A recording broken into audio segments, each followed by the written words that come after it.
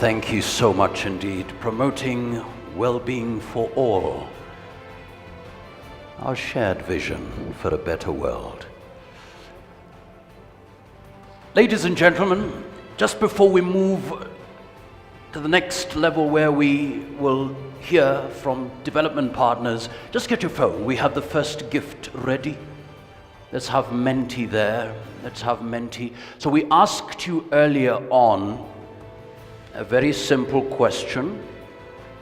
What are your expectations as we celebrate Standards Day? Better standards, connect standards to health, clear standards, to spotlight the contribution of standards for health care for all, great publicity for KEBS and its role in standards development. Thank you so much. Now, we have our first question, very simple question that has already been talked about. So just join the quiz very quickly. Just get your phones.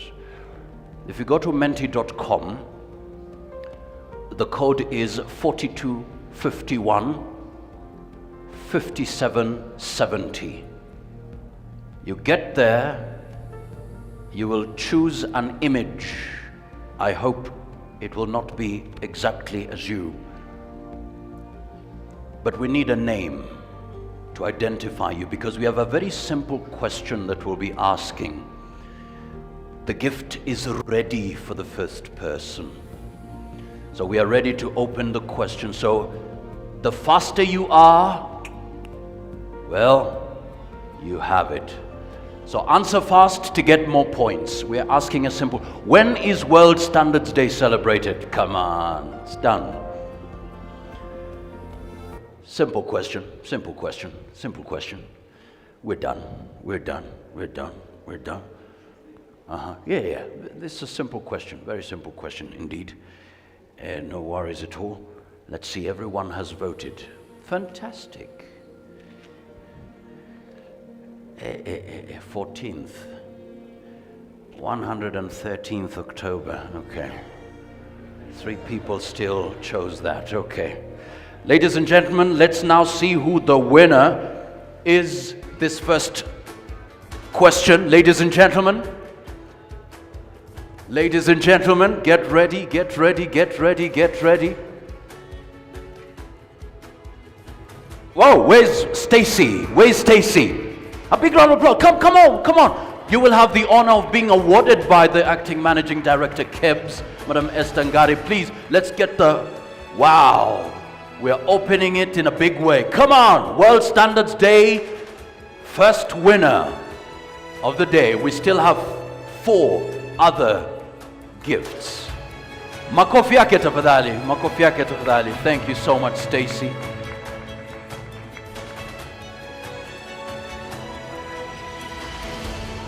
Ay, kuna shida. Watu wamesema Stacy. Hey. There are 2. Hey. Tufungue saba. Ay. A big round of applause. We'll get a gift for both of them. Stacy, makofi out of Fadhali. It's our shared vision. Shared vision. Karibuni sana. May kindly take your seats. Thank you so much, Managing Director. Thank you so much. Excellent. As we continue on, this gentleman is here. If we can have the video, please. This gentleman is here, and he requested that I shouldn't identify him.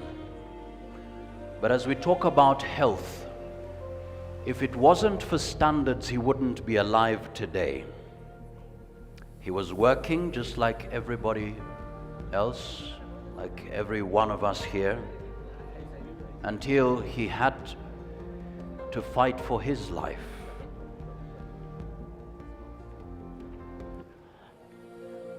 In the media,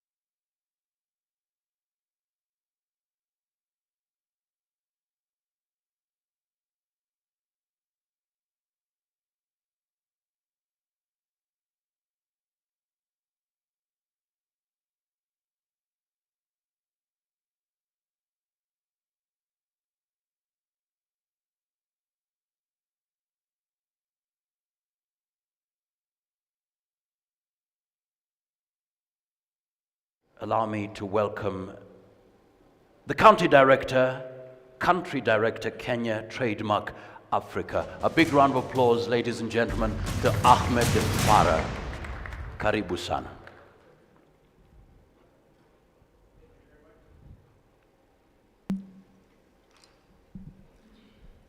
The Cabinet Secretary, Ministry of Investments, Trade and Industry, Honorable Rebecca Miano, the PS, Dr. John Juma Mukhwana, distinguished guests, ladies and gentlemen, good morning. I'm delighted to join you all here today to celebrate the World Standards Day. As we all know, standards are lingua franca for good, healthy living. In trade facilitation terms, if I may add, standards are the oil mark that makes trade happen seamlessly. Whether it's within or across the borders, and for those who don't know Trademark Africa, we are a leading Africa aid for trade organization established in 2010 with the goal of growing intra-African trade and increase Africa's share in global business.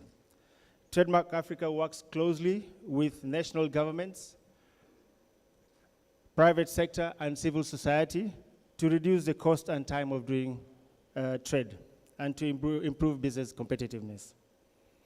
It is good to be here today as we celebrate the World Standards Day. This year's theme, being promoting good health and well-being, is aligned to the Sustainable Development Goal 3 and is close to our hearts and aspirations of advancing a better, healthier, and a more equitable world. Standards play an integral part in shaping our lives, particularly in the framework of individual and societal health, well-being, and safety.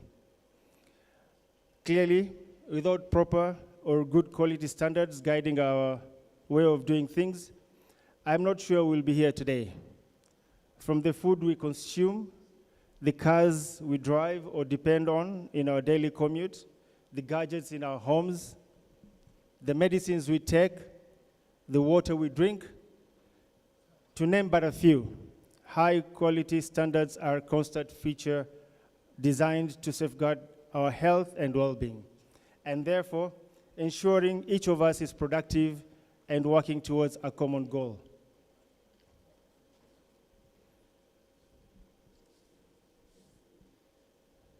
We just witnessed a video that was highlighted earlier on chronic kidney issue that if it wasn't for KEBS, probably our colleague will not be here today. May I highlight the contribution Kenya Bureau of Standards as a key facilitating agency was that the role it played during the COVID-19 pandemic period. Maybe some of us have forgotten. Food supplies were crucial in the battle to minimize negative impacts of the pandemic. There was great risk of using substandard PPEs. Testing equipments had to be calibrated to give accurate results and reduce dangers associated with improper application of the equipment. Effective facilitation of trade and supplies during the pandemic was great show of an agency delivering on its mandate. So if it wasn't for Kenya Bureau of Standards, probably our period during the COVID-19 pandemic would have been longer and more painful than we experienced. At Trademark Africa, standards are central in our work, and partnerships are key to our programming. I'm particularly proud to note that we have worked closely with Kenya Bureau of Standards in the training of over 80 staff on ISO certification, thereby equipping them to deliver on their mandate effectively. This partnership has extended to acquisition of lab equipment for testing. These were procured, installed, and commissioned by 2020. The spillover effect has been particularly positive, especially with regards to support to Kenya Bureau of Standards satellite labs, such as those in Moyale and Garissa, which led to a 91.6% reduction in turnaround time for testing results and improved accuracy of about 30% of calibrating testing. At the height of COVID-19, like I mentioned earlier on, we supported both the Bureau of Standards and Uganda National Bureau of Standards to acquire equipment testing equipment for COVID-19 PPEs, which was critical in aiding the containment measures against the contagion. If I may add briefly, our efforts to support the standardization of products earmarked for intra-EAC trade has borne fruit. For instance, due to the intense efforts and engagements with multiple partners across the region, the value of intra-EAC export of products whose standards were harmonized increased to $227 million in 2021 from $160 million in 2018. This is a testament that we can do more to enhance trade through improved standards if we work closely together. Let me take this opportunity to appreciate TMA investors who have made it possible to continue generating desired results through the Bureau. Particularly to mention, a specific mention goes to FCDO, Denmark, Embassy, the EU, and the USAID, whose funding made it possible to implement the standard projects within the Kenya Bureau of Standards. And before I conclude, let me also take this opportunity to thank Kenya Bureau of Standards for unveiling over 400 new standards aimed at improving the country's global competitiveness, excellence, and commitment to advance safety and quality of products. Finally, let me express my sincere gratitude to each of you for dedication and commitment to uplifting the standards for the promotion of good health and well-being. Thank you all.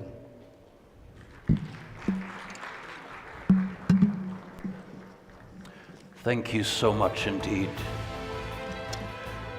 We need that commitment from every one of us to uplift the well-being of every one of us. Up next, ladies and gentlemen, we're looking at regional partners, and to speak to us up next, please welcome International Electrotechnical Commission, IEC, Regional Director, Francois Ahoti. A big round of applause for him, please.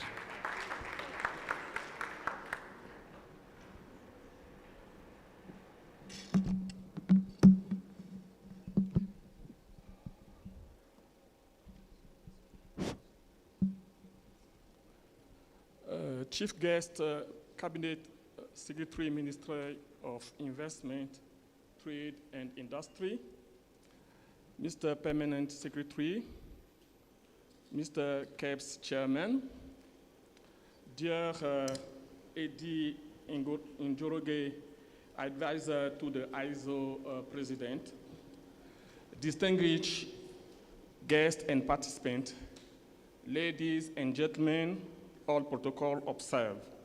Good morning. Like last year, the International Electrotechnical Commission, IEC, Regional Center for Africa, based in Nairobi, is invited to participate in the national celebration of the World Standard Day. We would like to thank KEBS and the Kenya National Committee of IEC for this kind invitation. As we are celebrating this event every year, I assume that we are well aware of the sense and the importance of this celebration. If it is to pay tribute to the collaborative effort of the thousands of experts who develop the consensus-based document called standards, it is also to demonstrate the important role standards are playing in our daily life. Since 2021, the World Standard Day is turning around the same topic, the Sustainable Development Goals. In 2021, started a multi-year campaign to raise awareness and increase understanding of how international standards contribute to achieving the SDGs, the UN Sustainable Development Goals. This year, the Three Sisters International Organization, IEC, ISO, and ITU, incorporate in their shared vision for a better world the UN SDG 3, which aims to ensure healthy lives, promote well-being for all ages. Yes, international standards exist and are used for digital health technologies, research and development in the health systems, and to design and operate health services and systems. International standards are used to manufacture functional, safe, and reliable medical devices. International standards support formulation of public policy in the health system. In conclusion, it is well established that health is essential for better life, and international standards are contributing to the SDG 3. On the other hand, systems to assess the conformity of services, products, and devices also exist and are implemented all over the world to demonstrate the compliance of standards and give confidence to markets and users. In the domain related to health, REC has international certification schemes for medical devices with free access to the issued certificate on the IEC website. Please be aware and use the IEC certificate when purchasing medical devices. As we are celebrating the thousands of experts in the standardization activity, we would like to invite each of us to, one, to continue to learn more and more about standards and their importance. We do think, for example, that each student in Africa, before graduating, should take a course on standardization and associated activities in the quality infrastructure. Two, we are inviting you also to use standards, a concrete way to be part of the shared vision for a better world. We're inviting policymakers, industries, individual consumers to use standards when buying anything. Three, to contribute to the development of standards by joining KEBS and the Kenya National Committee of IEC.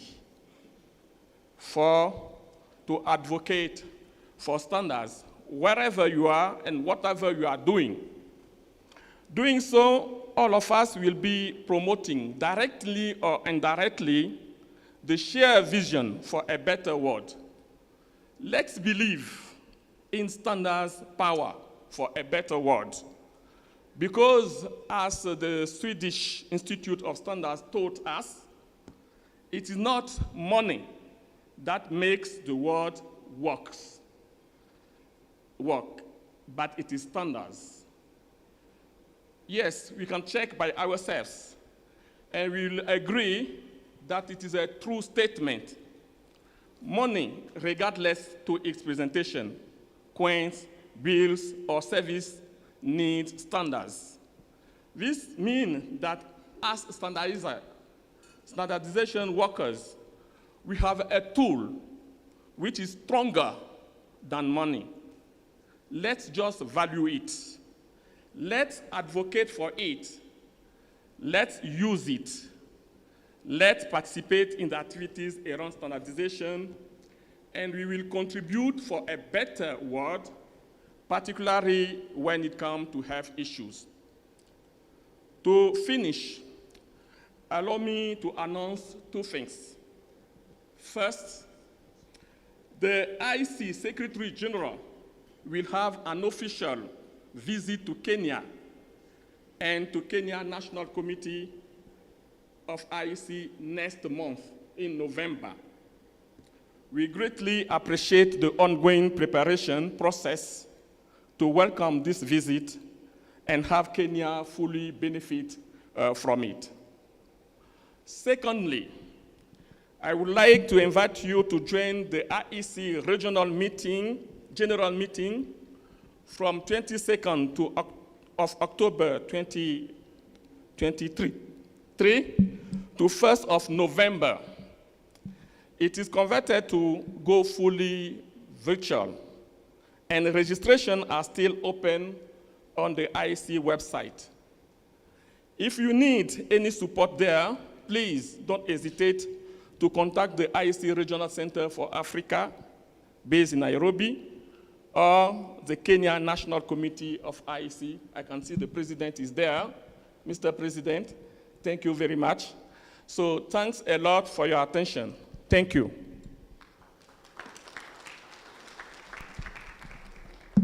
Merci beaucoup, Monsieur Ahoti. We celebrate the challenge. Let's believe in the power of standards. It is standards that make the world move, not just money. Thank you so much. Ladies and gentlemen, up next, please welcome. He is a food safety expert who is at the forefront of making sure that there is safe, good food for everyone, everywhere, through international food standards, guidelines and codes of practice that contribute to the safety, quality and fairness of international food trade. Please welcome Codex Alimentarius Commission Vice Chairperson Dr. Alan Azegele.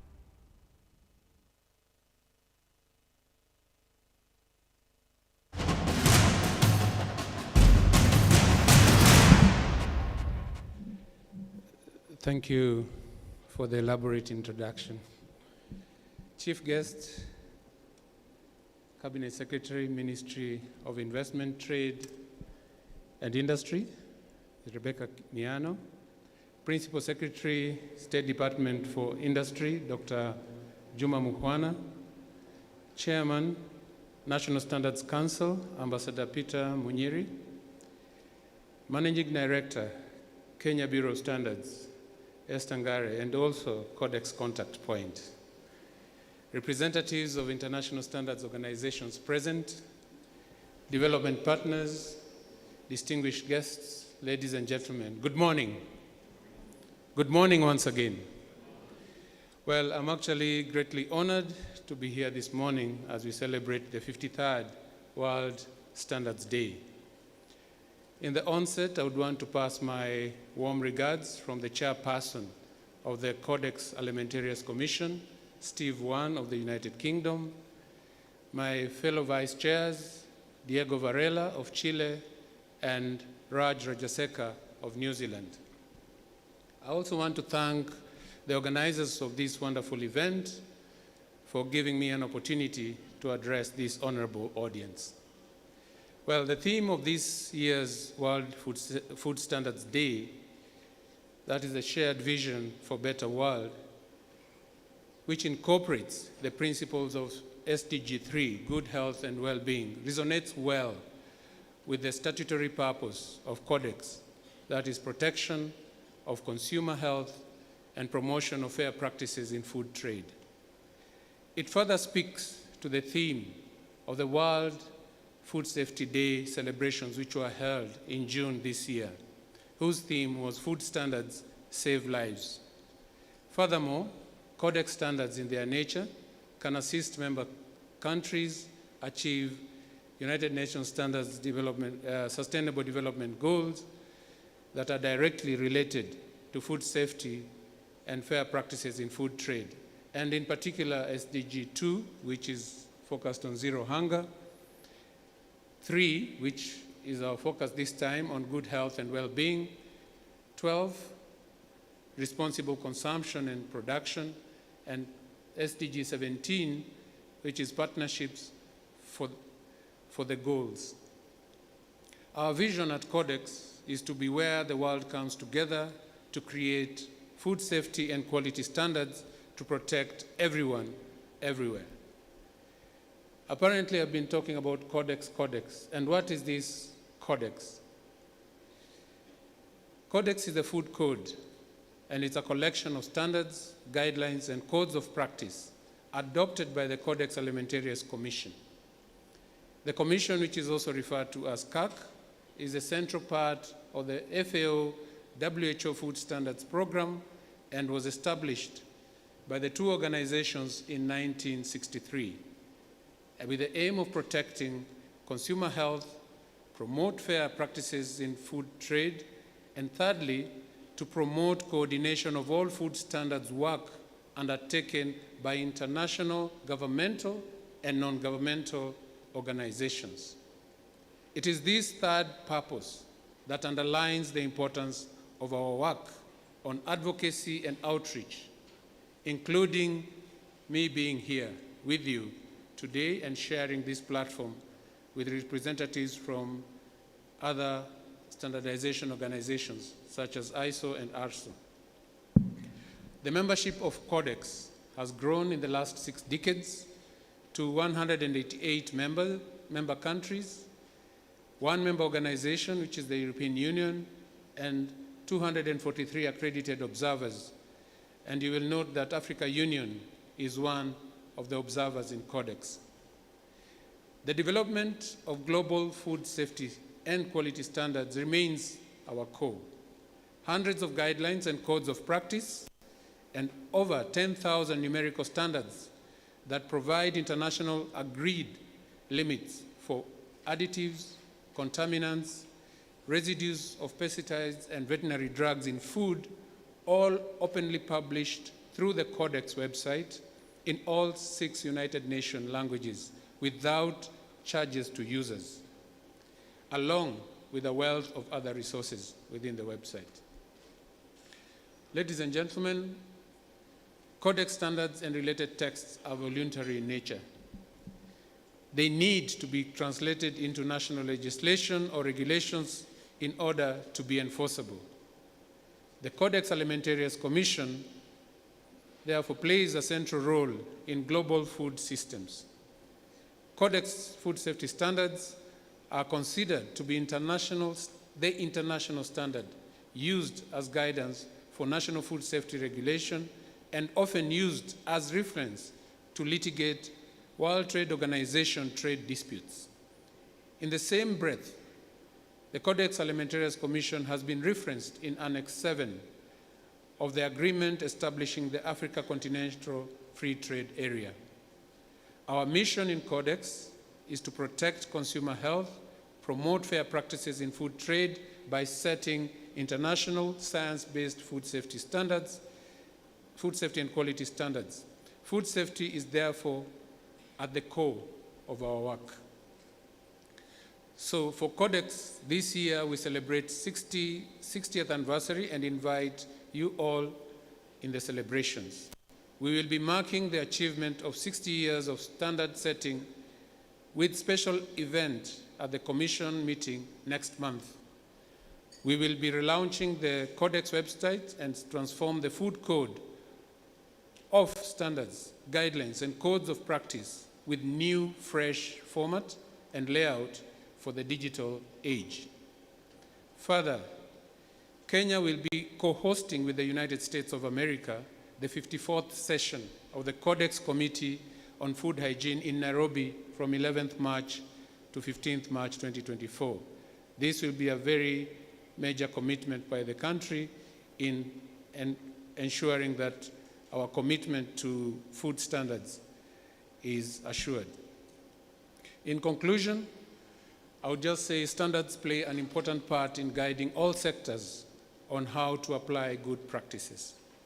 And food safety standards, therefore, provide a common basis for understanding and, at the same time, the common basis for joint action to ensure that all of us can benefit from safe food. Thank you very much, and I wish you a great Food Standards Day. God bless you.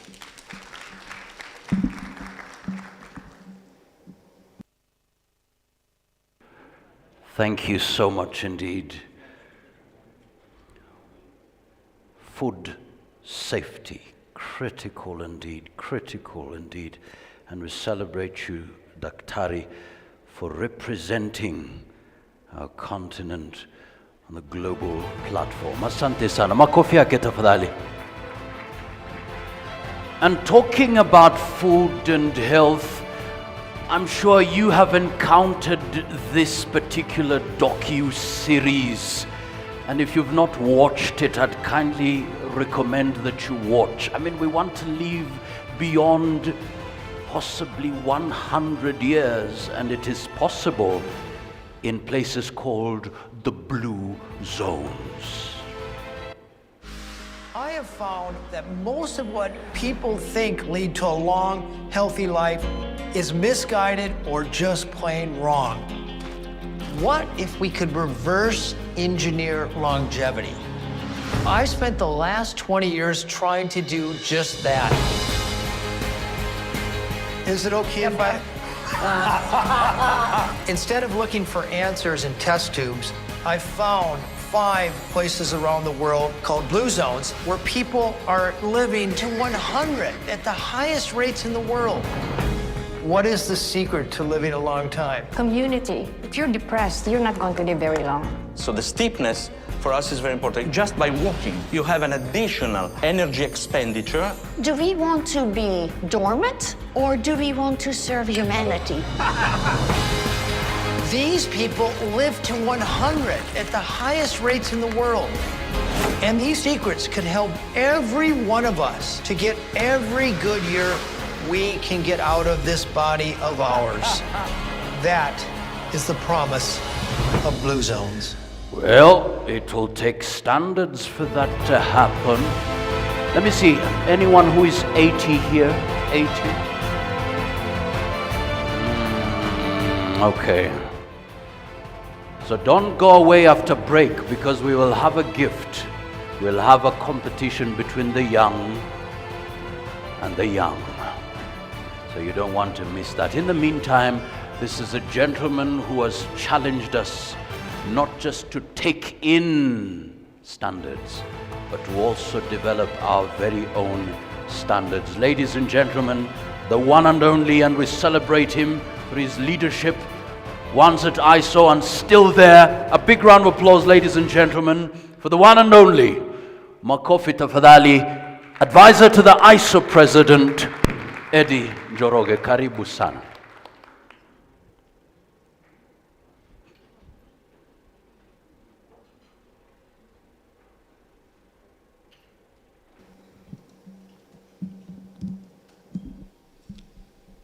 Thank you very much for that introduction. Our chief guest, Honorable Rebecca Miano, Cabinet Secretary, Minister of Investments, Trade and Industry. Dr. Juma Mukwana, Principal Secretary, State Department for Industry. Ambassador to be Peter Munyere, Chairman, National Standards Council. I wish you all the best, Pana Ambassador. The Acting Managing Director of Kenya Bureau of Standards, Esther Ngari. Distinguished invited guests, ladies and gentlemen, good morning. Good morning. The World Standards Day is indeed an important day to recognize and celebrate all standardizers across the globe. First celebrated in 1970, this day has become a day when the major international standards bodies, namely ISO, IEC, and ITU, come together and jointly pay tribute to the efforts of thousands of experts who develop and maintain standards around the world. Every year, the 3 majors agree on the theme for the year. It is therefore for me a great privilege to join with standard developers and stakeholders across the world as we celebrate World Standards Day. This annual occasion serves as a powerful reminder of the pivotal role that standards play in shaping a better world for humanity, in line with ISO's vision of making life easier, safer, and better. This significant day also provides an opportunity for policymakers to set forth high-level policy commitments that will guide our journey towards a healthier, safer, and more sustainable world through standards. For this reason, we are indeed greatly honored that none other than the Cabinet Secretary for Investments and Trade is presiding over these celebrations today. Madam CS, we thank you for gracing this occasion so early in your new role. It means a lot to the Standards fraternity. Our theme this year, a shared vision for a better world, incorporating Sustainable Development Goal number 3, calls for a comprehensive understanding of how standards impact our lives on global, regional, and local levels, with a critical look at SDG 3. Before I proceed, allow me to pose a question to each one of us, a question in line with the theme for today. What is your vision of a better world? Is this a vision that is shared? Precedent to my sharing my own vision, let us look at SDG 3 and what it aims to achieve by 2030. Ladies and gentlemen, Sustainable Development Goal number 3, good health and well-being, stands as one of the most critical foundational and transversal SDG. A lot of SDGs cannot be achieved without achieving SDG 3. It embodies one of the fundamental basic needs of us as humans, good health and well-being. SDG 3 represents a mandatory step on our journey towards a better world, a world where well-being is not a privilege, but a universal right. When we delve deeper into specific targets of SDG 3, we find some life-changing targets, including Target 3.1, which aims to reduce maternal mortality, 3.2, which focuses on preventing child mortality, and 3.4, which addresses communicable diseases, amongst others.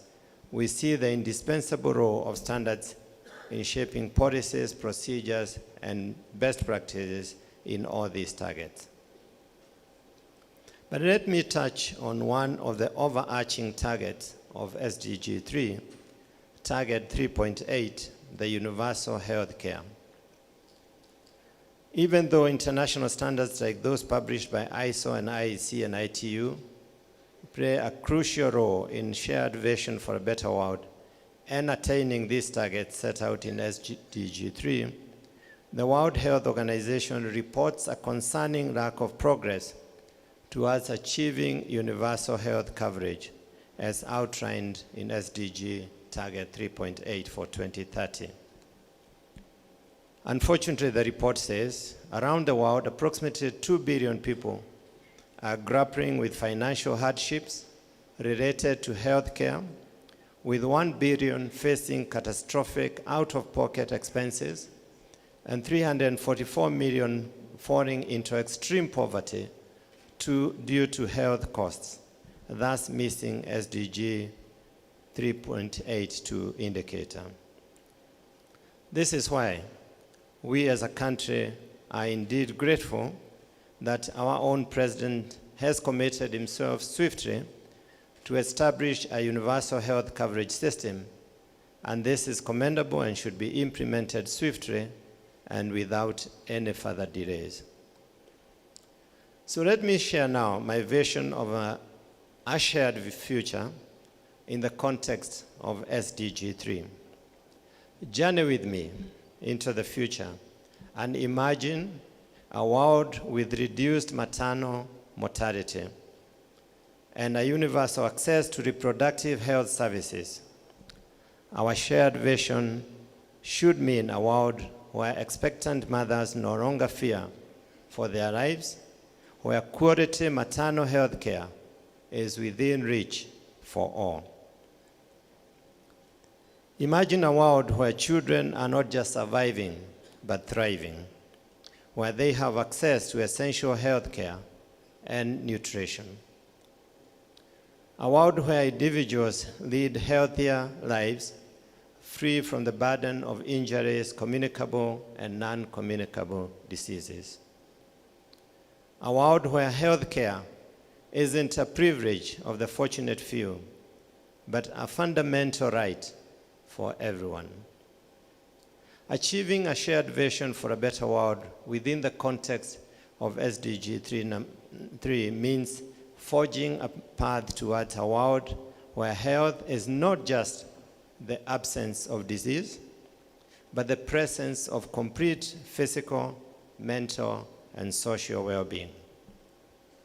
It calls for international collaboration, innovative solutions, and the nurturing of empathy for the benefit of all. Ladies and gentlemen, our shared vision for a better world within the context of SDG 3 starts with international standards. International standards provide the scaffolding upon which we construct healthcare systems that ensure quality, safety, and innovation. They are the cornerstones for establishing universal access to essential healthcare services, a core principle enshrined within the SDG targets. ISO standards do more than connect across borders. They unite us in our quest for a better world. These standards guide us towards a world where well-being is comprehensive, inclusive, and resilient. Together, let us harness these standards to breathe life into the shared vision of a healthier, happier, and more prosperous world for all. ISO standards, particularly ISO 7101:2023, Healthcare Organization Management, ISO 13485:2016, Medical Services, Quality Management Systems, Requirements for Regulatory Purposes, stand out as transformative solutions in realizing this vision. In the healthcare system, the imperative of delivering excellent patient care is indisputable, and standards like ISO 7101:2023 will provide essential guidance in addressing the complex challenges that strain healthcare management and assist delivering universal healthcare. Ladies and gentlemen, it would be remiss of me as the advisor to the ISO president not to talk about two critical areas that are the building blocks to the success of international standardization system and which I have had the privilege to spearhead over the past 2 years. One is the need of developing countries to participate and implement standards that are globally agreed. And number two is the importance of collaboration at a global level, which has been spoken about earlier on. And therefore, I want to deal with the first one about the engaging developing countries in standards development, which is paramount in extending from local and regional to the international arena. This is crucial because in a world increasingly connected and interdependent, it ensures that the specific needs and challenges faced by developing nations are not only acknowledged, but also comprehensively addressed in the standardization process. This inclusivity is the base of a more equitable and resilient healthcare system that can stand strong even amidst unforeseen challenges, such as a health crisis that we saw in COVID-19. By taking an active role in shaping and enforcing standards, we collectively forge a path to a safer and more dependable healthcare landscape, one that transcends the constraints of underdevelopment and fosters a healthier future for all. As standard developers, we have the potential not just to foster collaboration in crafting standards that address the world's most pressing challenges, but also to extend this effort towards achieving the ambitious goals of all the 17 SDGs by 2030. These goals serve as both a reflection of our collective aspirations as a global community and a profound embodiment of our shared vision for a world that transcends present-day limitations.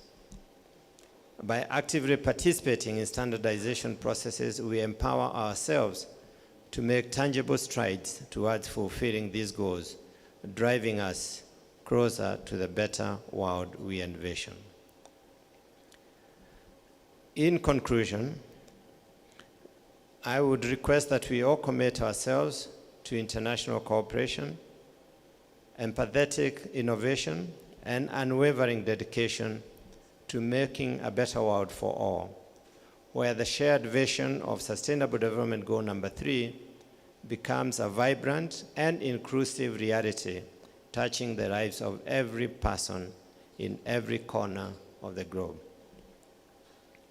And in that vein, Madam CS, ladies and gentlemen, in recognition of the 7 years I have been at the helm of standardization, I wish to announce that I'm gifting to the Standards Fraternity an annual Eden Njoroge Excellence Award for the best TC of the year.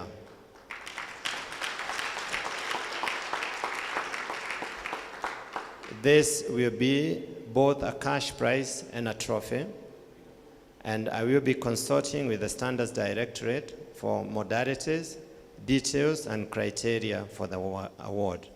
Thank you, and have a great World Standards Day. God bless you. Wow, thank you so much indeed.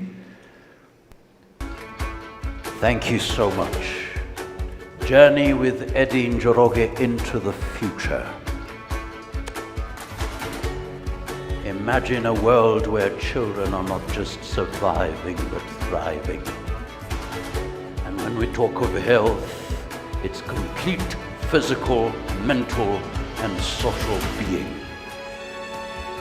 Committing ourselves to international cooperation. In the meantime, we have the KEBS choir ready to give us that healthy energy through their voices. Voices with fire that will warm us up. Makofi out for that.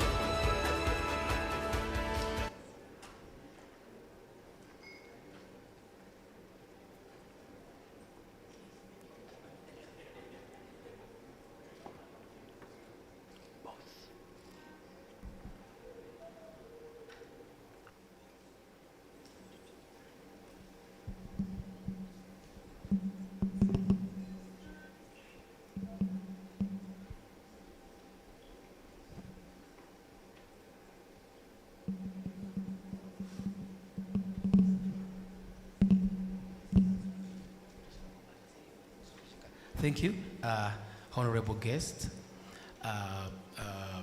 eminent guests. This is KEBS choir. We're also displaying our standards. So my name is Isaac Kavahere, choir master, and we are saying the first song is We Are Journeying. Yeah, Journey Safari ya Bamba. Tomorrow's journey is a peaceful one. Then the second song is Liberté, Africa, Liberate Africa. Enjoy.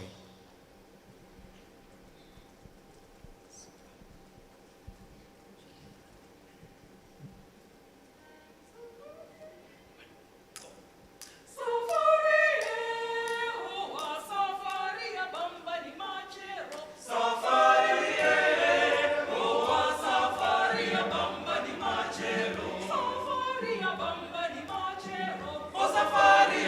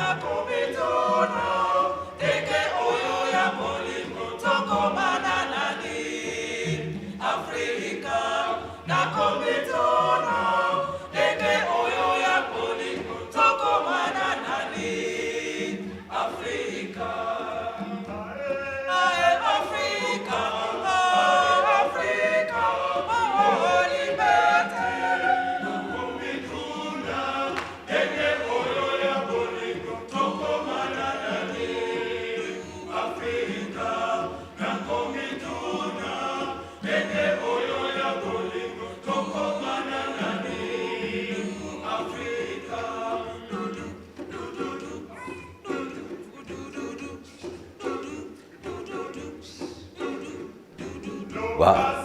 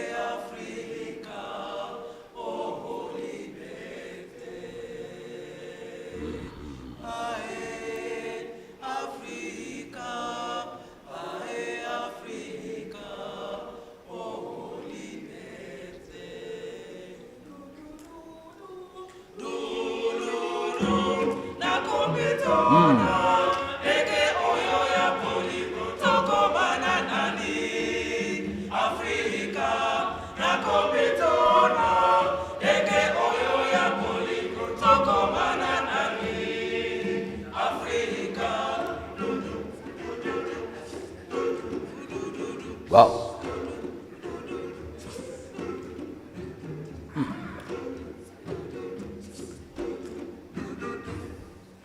Wow, big round of applause, ladies and gentlemen. KEBS Choir setting their standards. Asante sana. Thank you so much. Up next, ladies and gentlemen,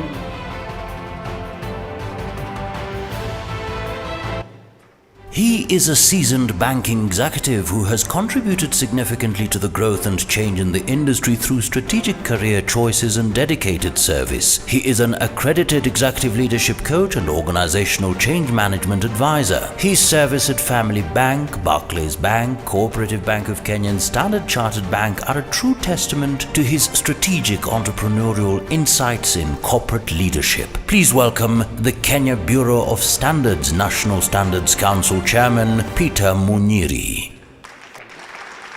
big round of applause, please.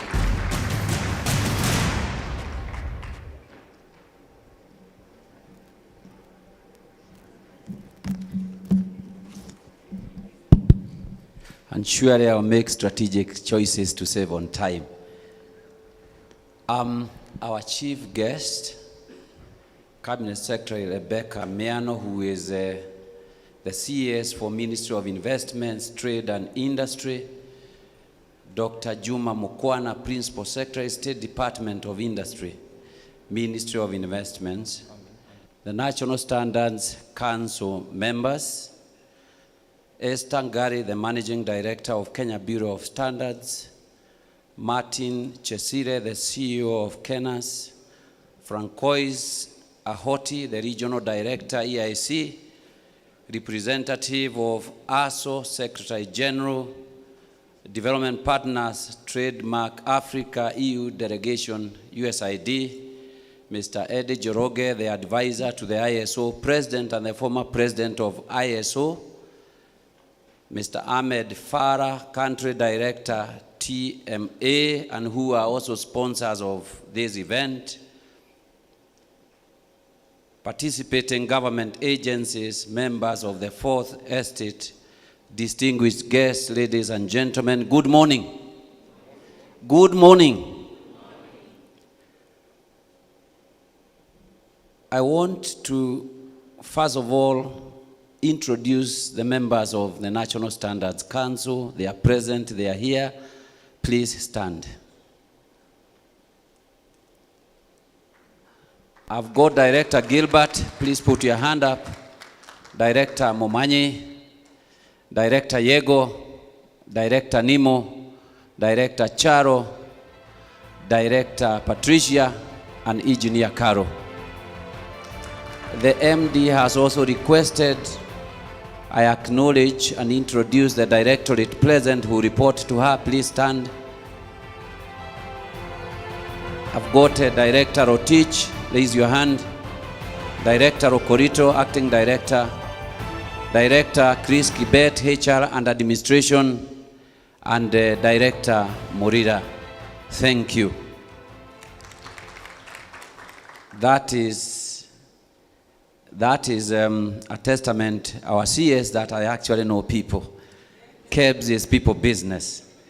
I'm very honored to stand before you on this Standard Day, a day to celebrate the central role that standards play in our global community.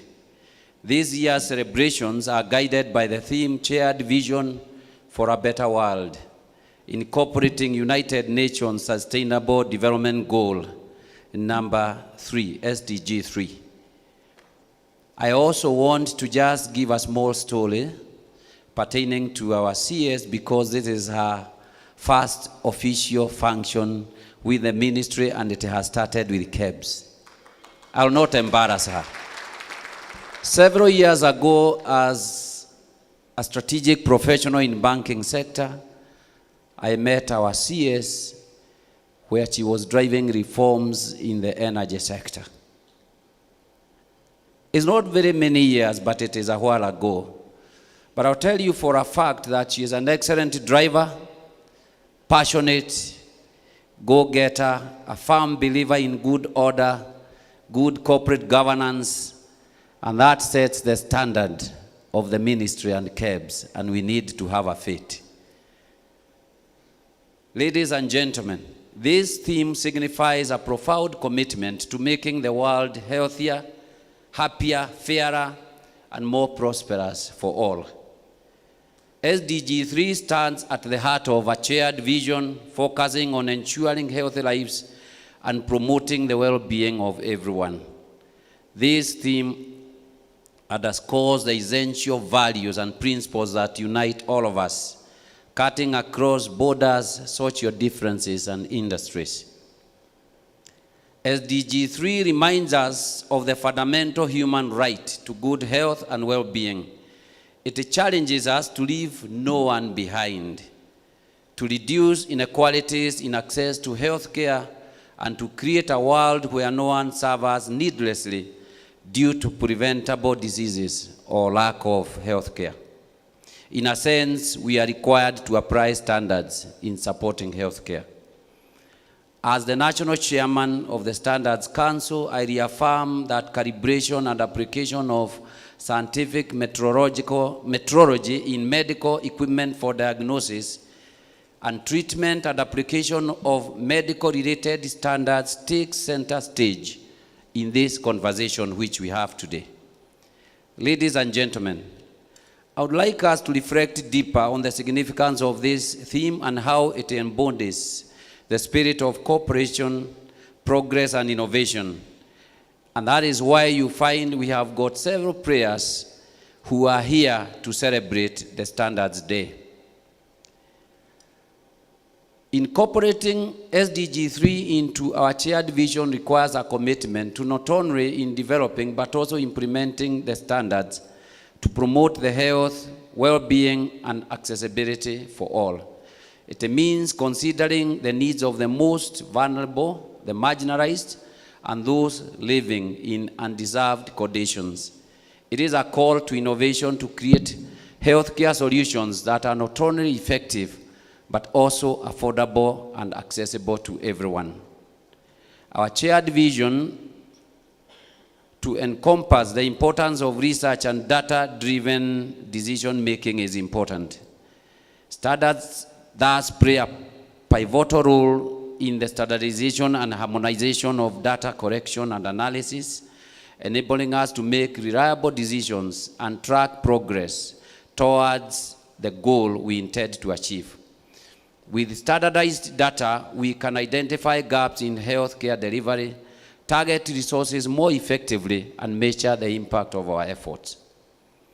You'll also agree with me that in the world filled with diversity, we all share a common vision, a vision for a better, safer, and a more sustainable life.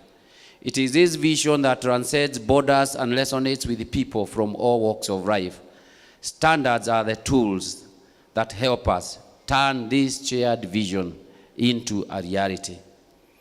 Ladies and gentlemen, when we talk about a shared vision in the context of standards, we refer to a collective commitment to excellence, safety, as well as innovation. It's the vision that goes beyond any organization, country, or industry. We cannot talk about standards as well if we lack the moral principles, probity in leadership, and lack standards ourselves. It is a vision that understands the interconnectivity of us all, recognizing that what benefits one benefits all of us. Let us therefore work together to develop the standards that not only continue to ensure the quality and safety of our products and services, but also support sustainability and inclusivity for our entire population. In closing, let us recognize the power of the shared vision and the role that standards play in making the vision a reality. By working together, we can continue to build a better, safer, and more prosperous, healthy world for everyone. Thank you all, and have a happy World Standards Day. Ladies and gentlemen, it is my singular and happy privilege and duty to welcome Dr. Juma Mukhwana, the Principal Secretary, State Department of Industry, Ministry of Investments and Trade, to make his remarks. Karibu sana, Bwana PS. Asanteni. He has worked in top management in the public and private sectors for over 20 years. He has worked in the agriculture and higher education sectors both locally and internationally, and he is the immediate former Director General of the Kenya National Qualifications Authority, where he worked to support the development of the African Continental Qualifications Framework. Please welcome Ministry of Investments, Trade and Industry Principal Secretary for the State Department of Industry, Dr. Juma Mukhwana.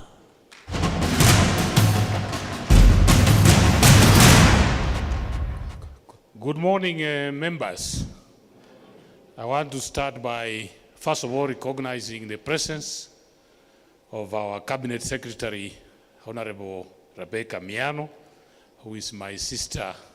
So she's my elder sister. So when I refer to her as my elder sister, I want to shorten my speech by saying that all protocols observed. I want to recognize the presence of Eddie Njoroge, a very experienced player in the energy sector, the National Standards Council, senior management of KEBS. I am really happy to be here today, and I will not read a speech. I'll leave that for my CS, but I would like to say that Kenya is ripe for investments. And if you look at the share of manufacturing within Kenya, we are talking about standards because we want to grow manufacturing, because we want to grow our investments, we want to grow our trade. And standards come in very handy in terms of making us to achieve those objectives. For us to appreciate where we are coming from, those of you who have been following data, know that our share of manufacturing over the last 10 years has reduced from 10% to 7% as a share of GDP. So part of the agenda of the Kenya Kwanza government is how to grow manufacturing. And we are here, and in that space, for us to grow that manufacturing, we must work on our standards. Maybe one or two issues that I would like to mention. At the African perspective, the African continent has 1.2 billion people. This is 17% of the world population, meaning that the share of manufactured products in the world should be 17% from Africa. But what do we have? We have 3%. So as Africa, our share of manufactured products is only 3%. Our share of the population is 17%, and you can see where the gap is. If you look at Europe, just to use Europe as an example, Europe contributes 9% of the world population, but is contributing 25% of the share of manufactured products. Kenya is a regional leader in terms of manufacturing. We do know that after South Africa, within the East and Central Africa, we are doing slightly better than most of our neighbors. and I think that that is something that we can build on in terms of pharmaceuticals, agro-processing. And so we really want to see how do you grow your manufacturing. And our target is that by 2025, we want to take the share of manufacturing to 10% of our GDP and take this to 15% by 2027. And for us to do this, standards are very important. And that's why we are here. But these standards that we are talking about, the African Continental Free Trade Area, one of the issues that we have as Africa, because we are here and we have regional bodies, if you have a factory today and you are given the option of investing in Kenya or invest in China or India, Africa is still very uncompetitive. Why? Because China, with a population of 1.4 billion people, has one standards body. So if you get one standard, you're able to manufacture for 1.4 billion people. For you to manufacture for 1.2 billion people in Africa, you have to follow 55 standards. You have an equivalent of Kenya Bureau of Standards in every country.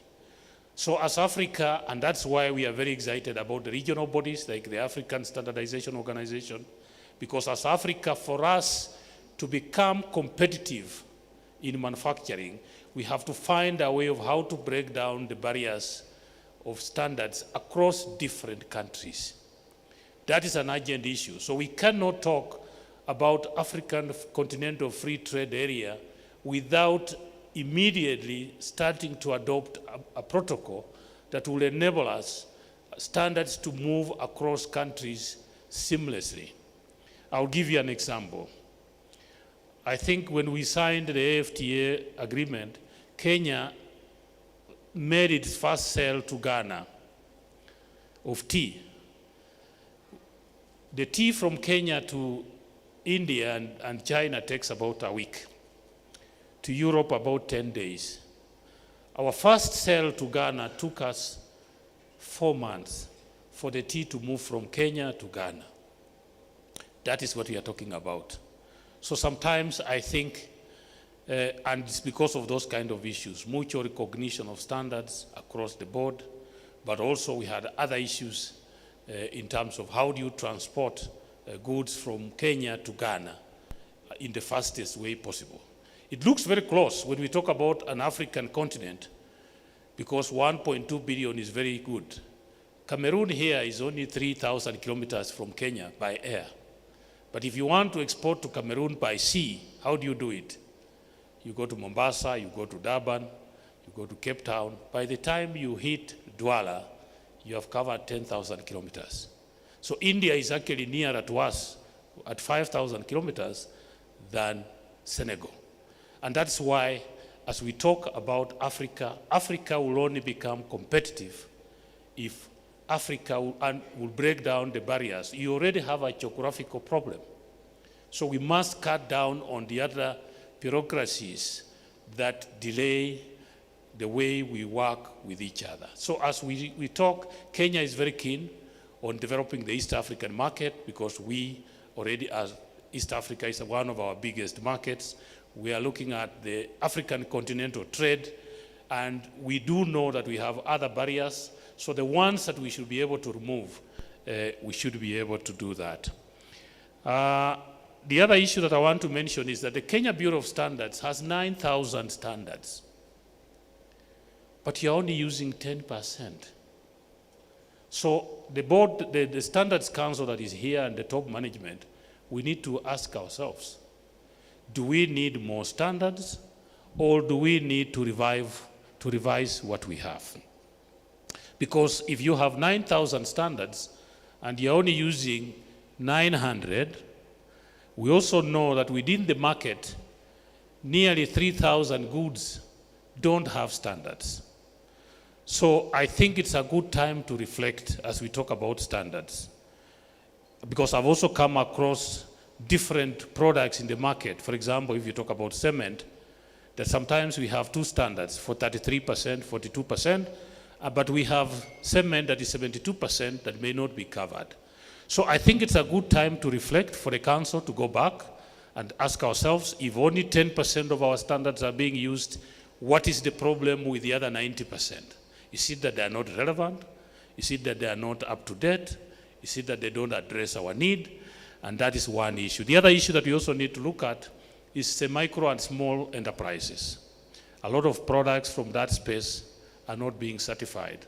When you talk to them, they will talk about cost, they will talk about awareness, capacity, and so as a country and as a Standards Council, we really need to address the issues that we have in that space. And as a government, I want to say that we are working on a robust framework for industrialization. And you have already seen us talking about the county aggregation and industrial park. We are building an industrial park in every county of all of our 47 counties for us to be able to spur manufacturing. And the idea is to build an industrial park, identify the value chains that are relevant for that county, put a machinery in that system, and all you will need as a Kenyan is to have your raw materials. You come there, you design your labels, you manufacture your product, you pack it, you go, another person comes and uses it. So we are working very hard, and that will require that we think about how do we reach those small people. Because when we take manufacturing to all the 47 counties, how is KEBS going to ensure that those products from the county aggregation and industrial parks meet the standards that we have set? And so I really want to take this opportunity to thank you for organizing this. I am privileged also to present to you our CS. This is her first function in this ministry, and she has started with a standard. So that is really, really important. And I would like to announce to you before I invite her that from 28th to 22nd of November, we are also, under her leadership, hosting the first ever industrialization conference in Kenya. So give her a clap in advance. Because we want to dialogue. We want to see where the challenges are. We want to see where the opportunities are. And so we will be having the Africa Industrialization Week that week, but we have also decided to nest within it the Kenya Industrialization Week. And we want to invite all of you to exhibit, to speak, to share your experiences on how we can grow industrialization within Kenya. With those many remarks, I would like you to be upstanding to invite our CS for Investments, Trade and Industry, Honorable Rebecca Miano.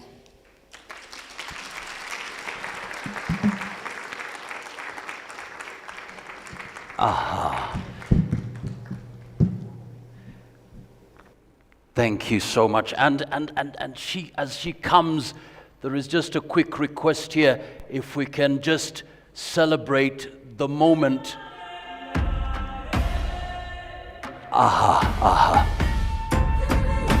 Asante sana. Thank you so much, thank you so much. Tuko tayari kabisa celebrating. In the meantime, I kindly request that we take our seats as we prepare to listen. With close to 3 decades of experience in the energy sector, she has carved a niche for herself in business law and corporate governance. She was once named among Africa's top 100 women CEOs and joined the World Bank Group's Advisory Council on Gender and Development. She served as the managing director and first female CEO of Kenya Electricity Generating Company PLC KenGen, and later on as Cabinet Secretary for East Africa Community, the ASALs and Regional Development. Please welcome Ministry of Investment, Trade and Industry Cabinet Secretary, Honorable Rebecca Miano.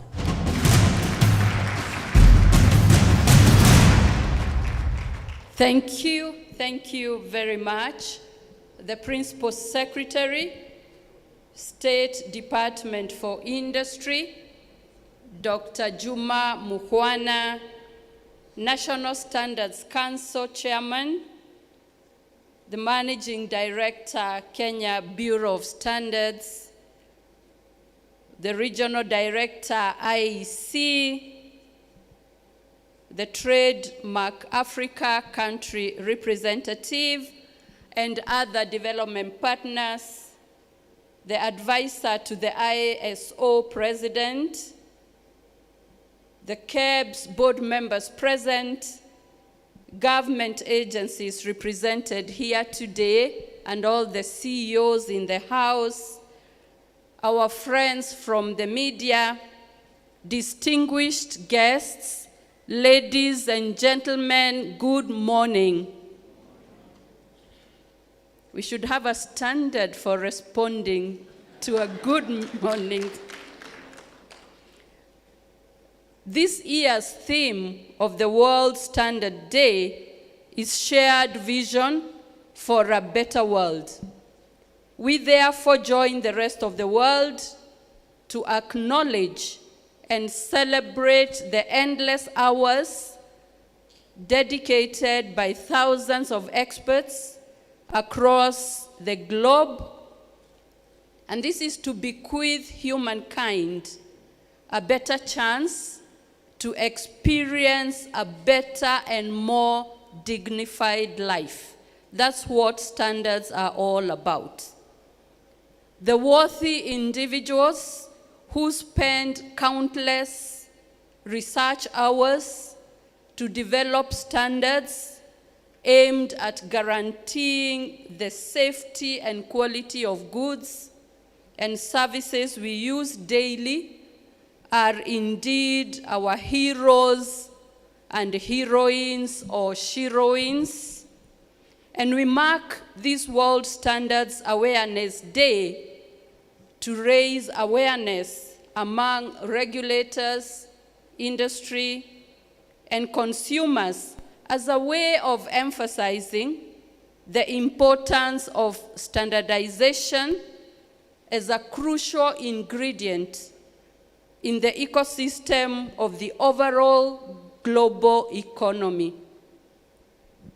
Ladies and gentlemen, the Kenya Bureau of Standards is and has for years been committed to ensuring that our industries, businesses, and service sectors operate with utmost regard for excellence. The very resolve of making standards the centerpiece of engagement at international level in benchmarking investment, trade, and industry outputs is ample testament of Kenya's commitment to approximating global best practice, and by extension, the desire to compete at the international level. The government, through its various arms, sets the direction of a prosperous, healthy, and safe nation. KEBS, in alignment with that direction, ensures that our products are globally competitive and that our innovation is both safe and futuristic. That is how to ensure we beget a good reputation globally. We gauge our output against the delimitations of Kenya's Vision 2030 and the UN's Sustainable Development Goals so as to remain globally relevant. SDG 3, for instance, aims at ensuring healthy lives and promote well-being for all at all ages. By extension, the goal also aims at achieving universal health coverage while enforcing access to safe and effective medicine and vaccines for all. The 2023 Mashujaa Day celebrations on Friday is themed Universal Health Coverage, UHC, and fits perfectly well with our celebrations this morning. And with regard to health, standards work to ensure that they are mirrored in the products we consume. the services we avail, as well as the environments in which we live.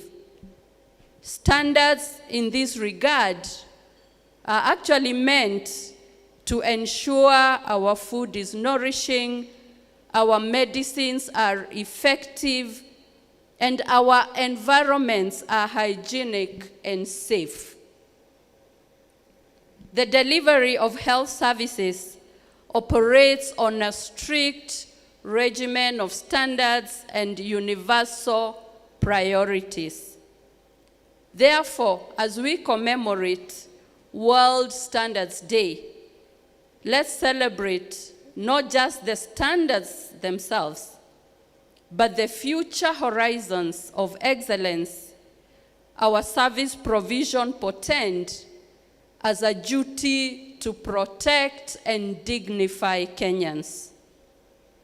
I acknowledge the input of Trademark Africa, the Kenya Bureau of Standards Fraternity, the chairman of the National Standards Council, the managing director of KEBS, the dedicated technical staff and the technical committees, and all players that have made this event a success. Even as I wish you all a happy World Standards Day, I would like to press you all that you press on the good work, and the reward will follow later. As you do so, remember the bottom-up transformation agenda is at the core of the Kenya Kwanza administration, and it resolves to leave no one behind, even in the standards arena.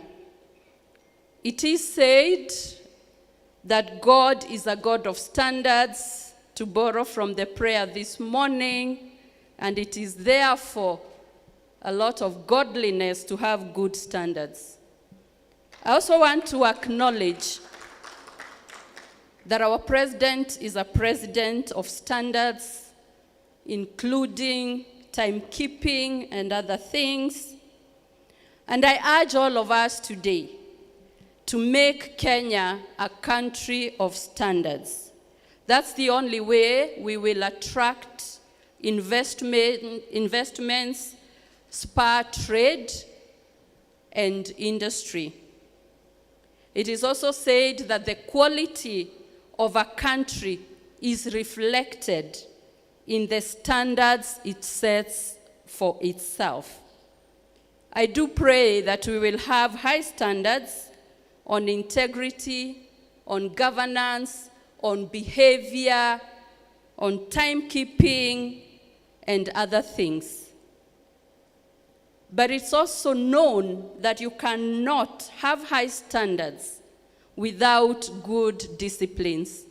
Therefore, we need to identify the climate in which good standards thrive. And also, I would urge all of us and Kenyans to also set our personal standards. And though I'm not a preacher, I'd like to ask your neighbor, what is the one standard that they have set for themselves?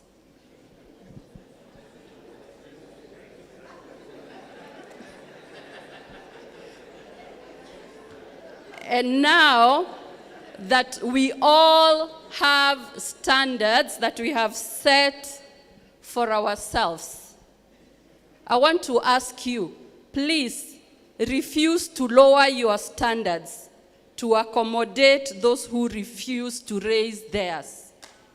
And I repeat,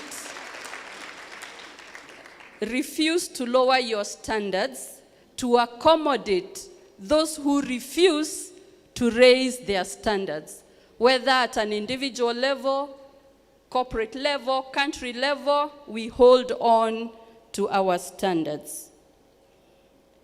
I would also like to urge the board to urgently steer the process of reviewing the old 1974 Standards Act to make it fit for purpose for our country.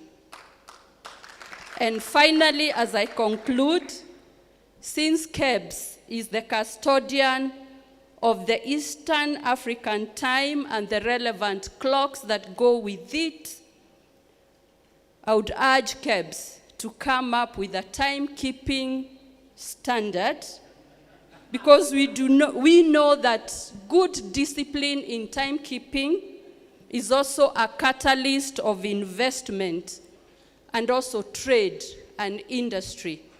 And with those few remarks, I therefore declare myself the chief timekeeper of this country on this International Standards Day. Thank you very much.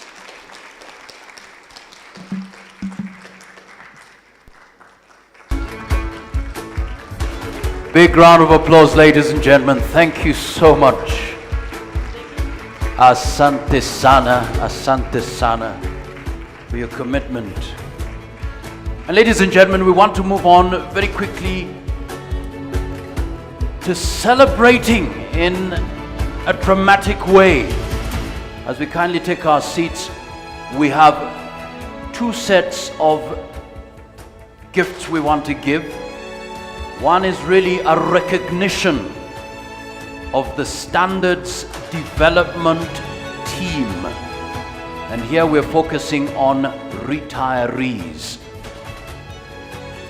And so, ladies and gentlemen, let us celebrate these men and women. And to guide us through the giving of those awards, I'd kindly call upon Madam CS once again. Up the stage once again, Bwana PS, the chair, and MD KEBS. Karibuni. Ladies and gentlemen, we want to kick off recognition of the Standards Development Team retirees. Two of them. Naomba tafadhali tuweze kuwapigia makofi. Nitamwita wa kwanza Beatrice Wanjiru Kinyanjui. Makofi yake tafadhali. Well done. The Standards Development Team. Karibu sana, karibu sana.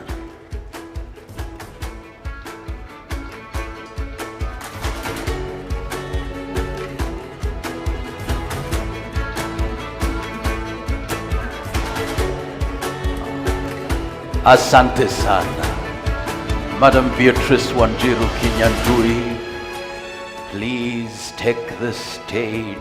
Naomba tafadhali tumpigie makofi kwa bidii. Asante sana. Jina jema hung'aa gizani. Makofi yake nyingine tafadhali. Thank you so much. Recognition of the Standards Development Team. Up next we have Asante sana, Madam Beatrice Wanjiru Kinyanjui. Asante sana. Thank you so much. All right. Up next we have Dorika Kerubo Nyamwamu. Makofi yake tafadhali.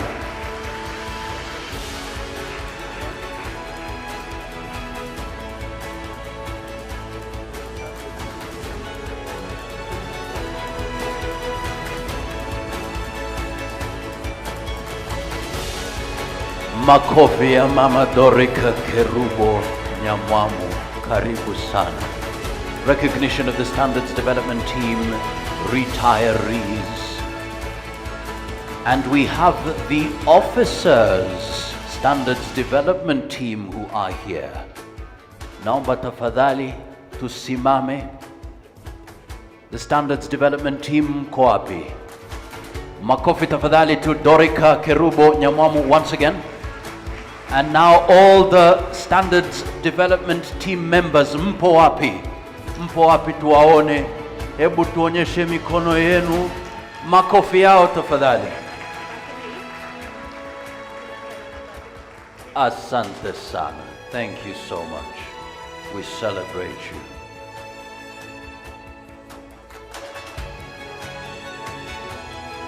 And now, next on line,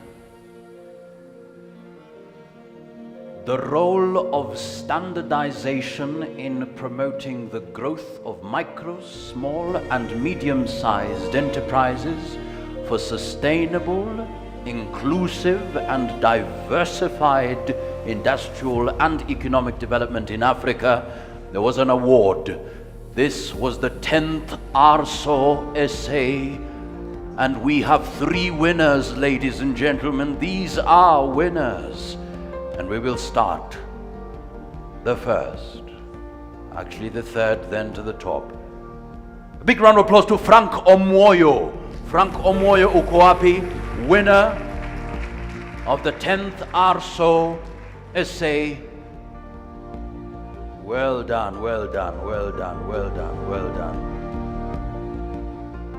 Makofi yake tafadhali anapopata zawadi yake ya 60,000 60. Hongera, makofi yake tafadhali.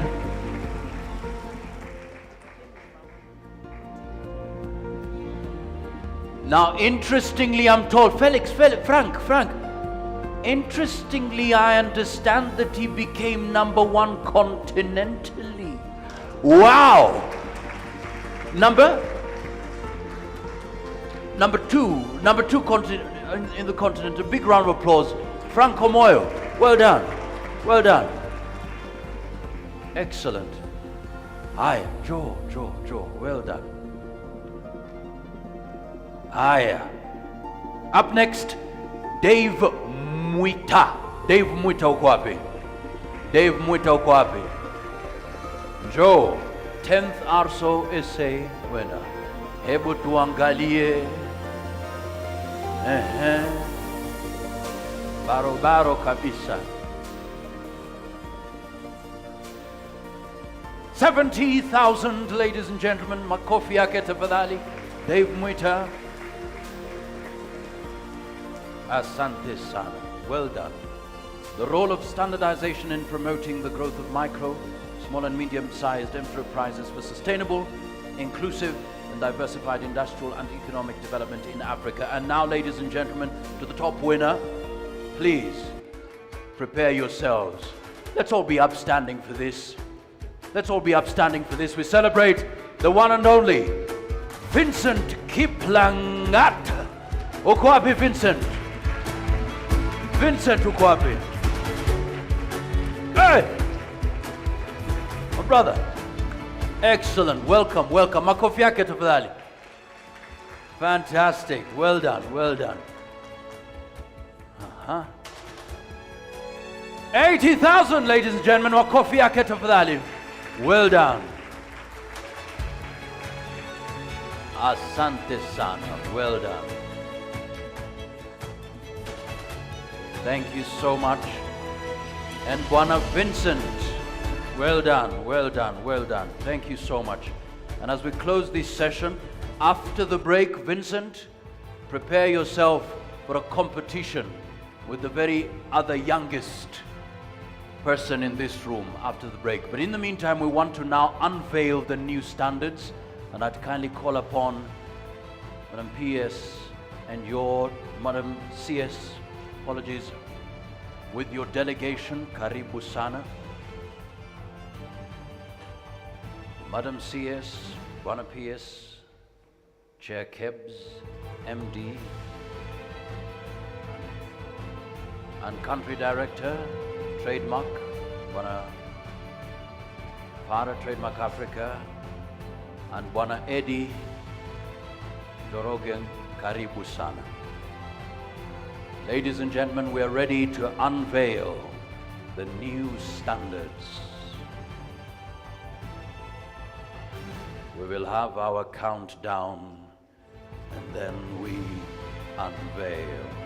Countdown.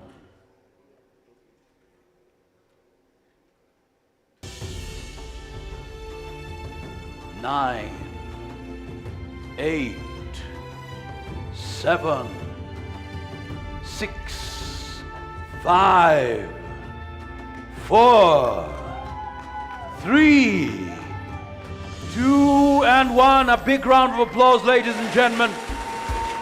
Thank you so much. Our innovation must be both safe and futuristic. Asante sana. Aha. Members of the Aha. Duamkiane, thank you so much. Can shake hands there. Asante sana. Thank you so much. Makofi nyingine tafadhali. Asante sana. Whoa, whoa, whoa. All is well. We celebrate the new standards. For the rest of us, we may kindly take our seats. Thank you so much. And we have a gift. We have some gifts here. Madam CS, a gift for you. Bwana PS, gift for you as well. Before you take your seats, thank you so much. Let's get the gifts of appreciation. So we'll start. Bwana Ahoti, tafadhali njoo pia upate.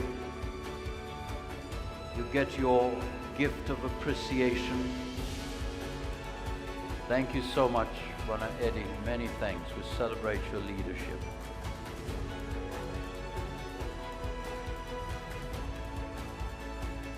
So I'd kindly request Bwana Chair, and the MD will finally give the award to Madam CS.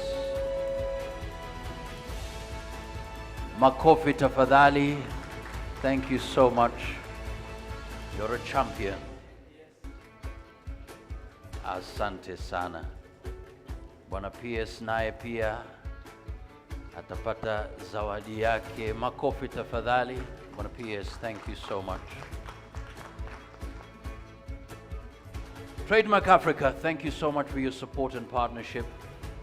You'll also receive your gift. And we also want to appreciate IEC for your partnership. Thank you so much. Bwana Eddie as well, many thanks. Aha, thank you so much. And Bwana Eddie Yoroge, thank you so much. And now we have the hard copies here. I kindly request each one of you to hold a copy, and then we take that photo together. Dr. Azegele tafadhali njoo, we celebrate.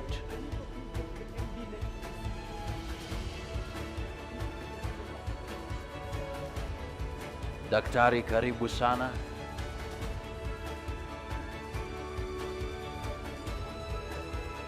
Asante sana. Thank you so much. Thank you so much. Makofi out tafadhali once again. Thank you so much. May now, immediately after this, we will have a press conference.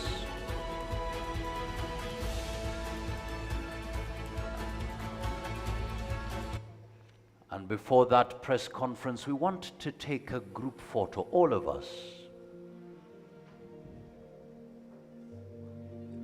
So be well guided.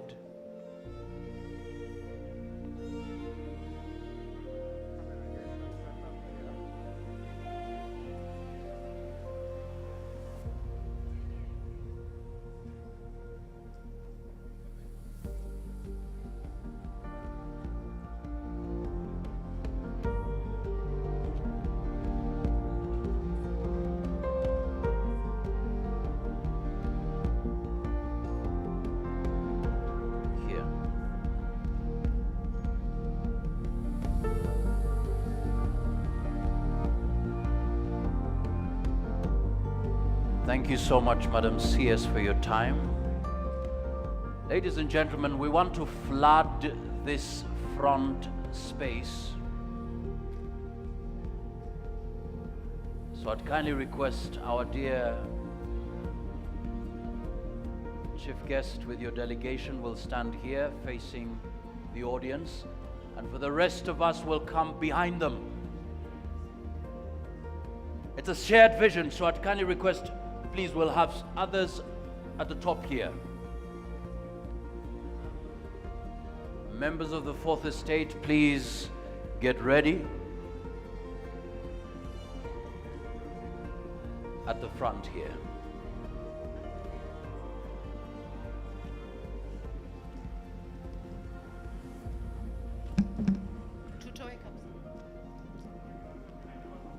Okay.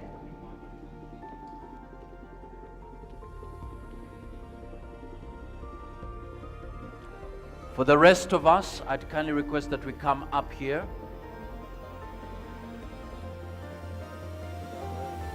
The rest of us, please come up. We want to send a message that this is a shared vision.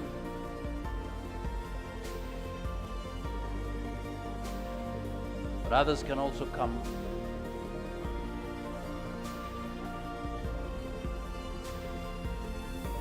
Asante sana.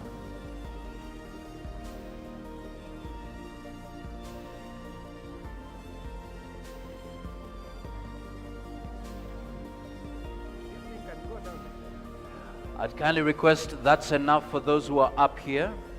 The rest of us can join down both ends. Asante, asante sana. Hata hapa nyuma kuna nafasi kidogo.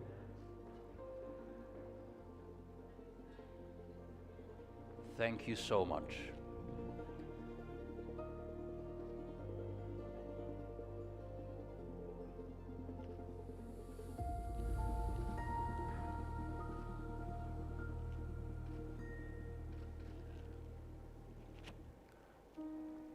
Thank you so much indeed. We can now kindly take our seats.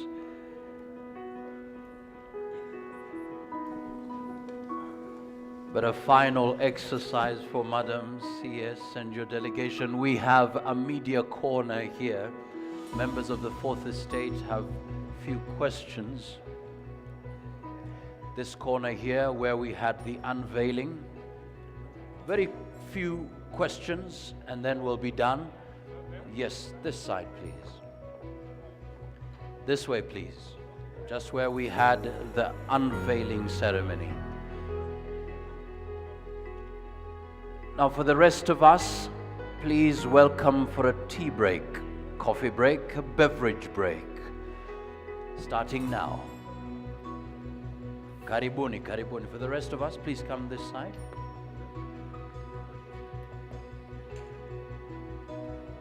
Welcome, welcome.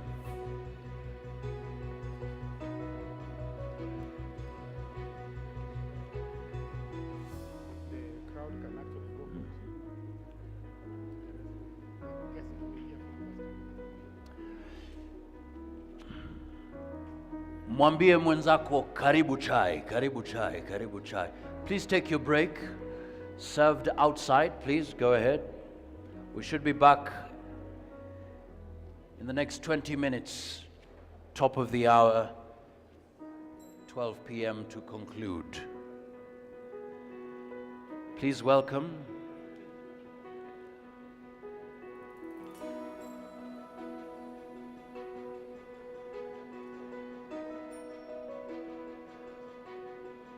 the media team.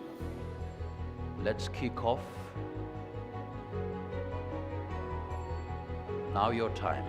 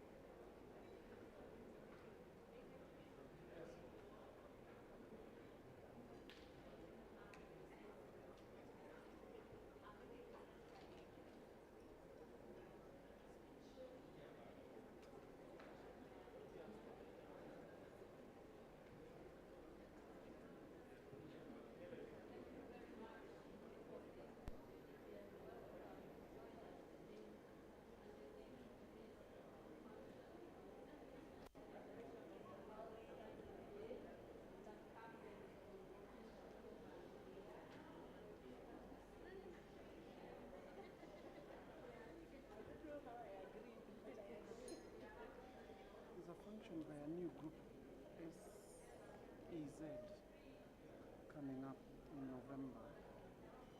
I'll give you a number, or rather, I'll give someone a number. They will call. She's called Emma. She's my wife. She does conferencing and this kind of thing, and you'll engage to see how you can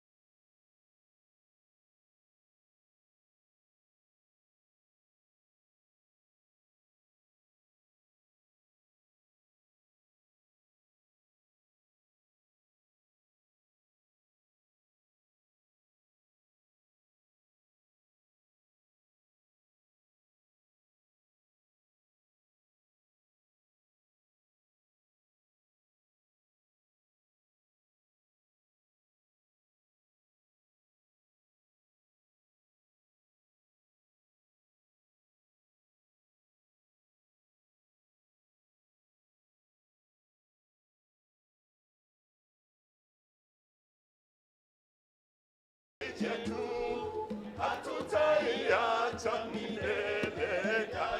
Kenya makao yangu, nchi ninayopenda, nitaishi Kenya daima na milele. Kenya kipenzi chetu, hatutaiacha milele. Wenzangu, Kenya kipenzi chetu, hatutaiacha milele.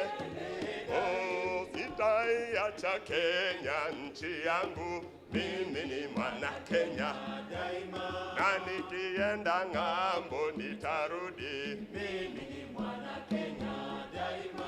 sitaiacha Kenya nchi yangu, mimi mwana Kenya daima, na nikienda ng'ambo nitarudi, mimi mwana Kenya daima. Wenzangu, Kenya kipenzi chetu, hatutaiacha milele daima. Wenzangu, Kenya kipenzi chetu, hatutaiacha milele daima. Tushangilie Kenya, taifa letu tukufu, Kenya tunayoipenda daima. Kenya nchi tunayoipenda daima. Kenya nchi tunayoipenda daima.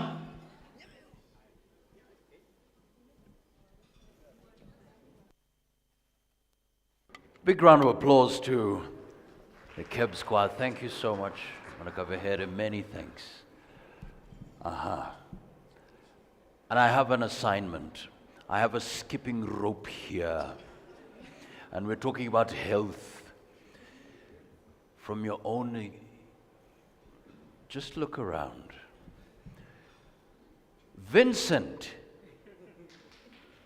Please come, Vincent. Now help me get the other youngest person. You know, the youngest other person. This is the young. So now the other youngest person, we see whether they can battle it out.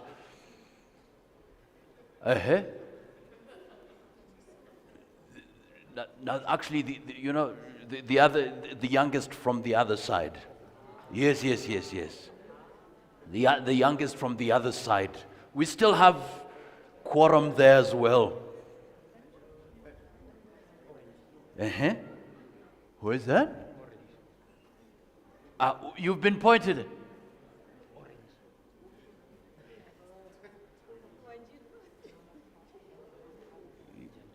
Okay, so we have the two competing. Okay. Now, the other side of the age bracket, the young. Aqua. Gray.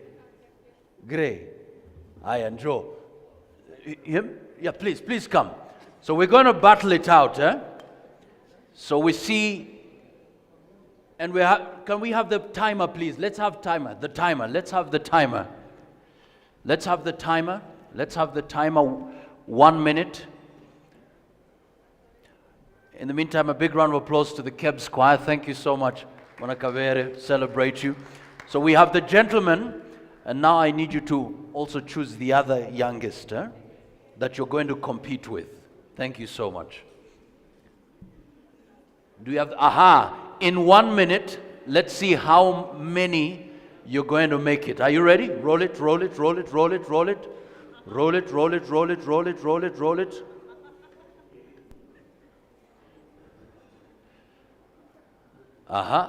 Give us sound. Okay, are you ready? Okay, wait. Timer. 3, 2, 1, let's go.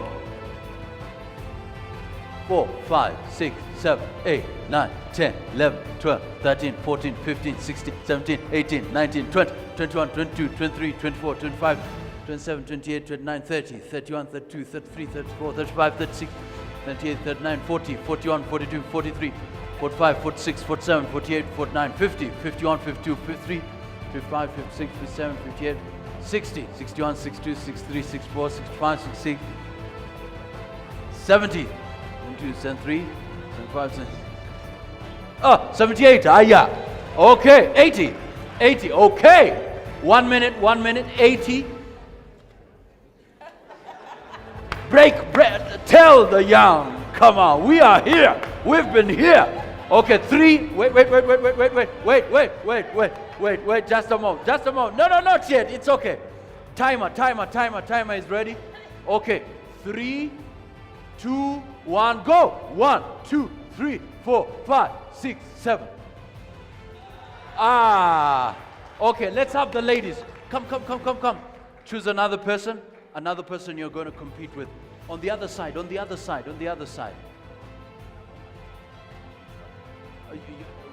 You want to compete with her? Is it fair? Okay. All right, so let's start. 1 minute, 1 minute, 1 minute, 1 minute, 1 minute, 1 minute, 1 minute. Get ready. 3, 2, 1, let's go. 1, 2, 3. Oh, whoa, whoa, whoa, whoa, whoa. Ai, tumpe nafasi nyingine ama kwisha? Tumpe nafasi nyingine. Aya. Final, let's go. 3, 2, 1, go. 2. Aya. Okay. Let's go. 3, 2, 1, go. 1, 2, 3, 4, 5, 6, 9, 10, 12.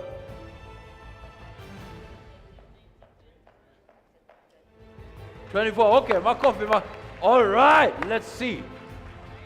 Let's close this. Okay. Wait. Timer is on. Are we ready? Okay. Are we ready? 3. Okay. I'll wait. Hiya. Setting the standards first. Hiya. Let's go. We're ready. 3, 2, 1, go. 1. Okay, one more. Okay, one more finally. Let's go. 3, 2, 1, go. 10. 20. Hey! A big round of applause for them. Well done. Ladies and gentlemen, thank you so much. Health, very critical. We're ready for our first panel discussion. And very quickly, please note, if you have any questions, we'll have Menti. But in the meantime, if you have any questions, just put up your hand and we'll take them. Ladies and gentlemen, talking to us on universal healthcare.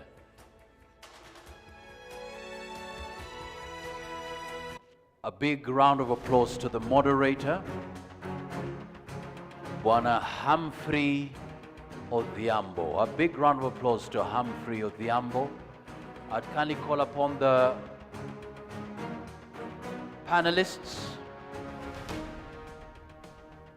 The panelists, please take your position. Mr. Titus Oyo, Ms. Leila Akinyi Odhiambo, Dr. Pauline Wairimu, Dr. Gasheri Thoku.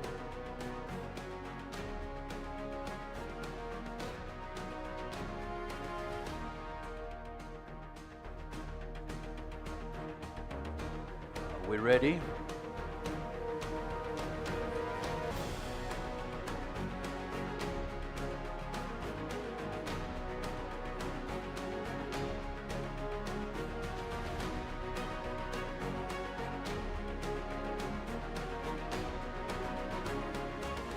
Karibu sana, karibuni.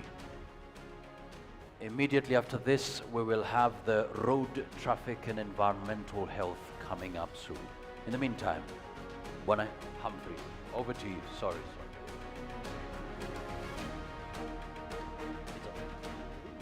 It's okay.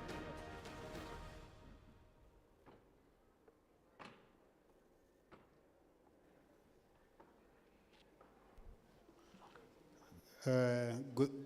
It's still, we've just started our afternoon, and I'm glad to welcome my panelists in this special session that we are having. Mr. Titus Oyo on the far end, thank you so much. Ms. Leila Akinyi Odhiambo, you're being represented by Zachary. He'll still introduce himself further. And then Pauline Wairimu. Yeah, thank you so much, Pauline, also for participating in this session. And then we have finally Gasheri Thuku. Gasheri Thuku, thank you so much for participating in this session. David Kiarie, who has ably occupied my seat because I was supposed to be sandwiched in the middle. But humbly just warm it. Thank you so much, David, for participating equally in this session of the universal healthcare. Now, the universal health coverage is a critical component in our country. There is so much that the government has so far done, but there is a lot more that is yet to be articulated. This wouldn't happen better if there were no standards. Actually, there is a journey to all this. But to get the better part of these insights is the very able panelists that I have here this afternoon. And I'll request from Titus, coming this way, just some 30-second introduction for each one of us. Thank you.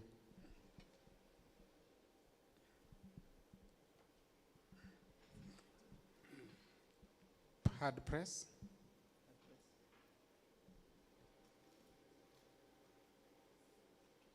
Okay, use this. Sorry. Thank you, moderator, and thank you, the very able listeners and participants, of course, my colleagues in the podium. My name is Titus Oyo. I work for Kenya Bureau of Standards, proudly Standards Development Department. Oyo speaking, I am today honored to live to this particular day when we can actually visibly see and come and celebrate some of the sacrifices that experts in medical device fields have done or made to enable us realize these medical devices that we use on a day-to-day basis. They say, don't beat your own drums, but I'm gonna beat it anyway. 2 minutes, I would say that standards development in Kenya, particularly in this area of medical devices, started sometimes in 1990s, that is around 1998, with a technical committee, today KEBS TC 136. In other words, what I'm trying to say is that 20 plus years gone by, standards have played a very important role in availing these medical devices, tools, and equipment to our healthcare system in the country. So it's going to play an equally very important role as we go for UHC. Thank you. A great start. Just for introduction again, just introduce yourself, then we shall actually delve into the subject matter. Thank you very much, Humphrey. And it's a very good afternoon to you all present in this room at the International Standards Day. My name is Dr. Werimo Pauline. I work at the Pharmacy and Poisons Board, National Regulatory Authority. I head the Medical Devices and In Vitro Diagnostics Department, and standards I will be sharing later on in this panel and in this discussion play a central role in ensuring that universal health coverage is achieved by ensuring that we have access to good quality, high quality, safe, and efficacious medical devices and diagnostics. Thank you. Great, thanks. Thanks so much, and a hearty clap for Pauline as well, and indeed for Titus, who spoke earlier. Zach? Okay, thank you. Good afternoon. This is Zakaria Degwa Morioki from the Division of Family Wellness, Nutrition and Dietetics, Minister of Health. I'm here on behalf of Leila Odhiambo, who is in another meeting.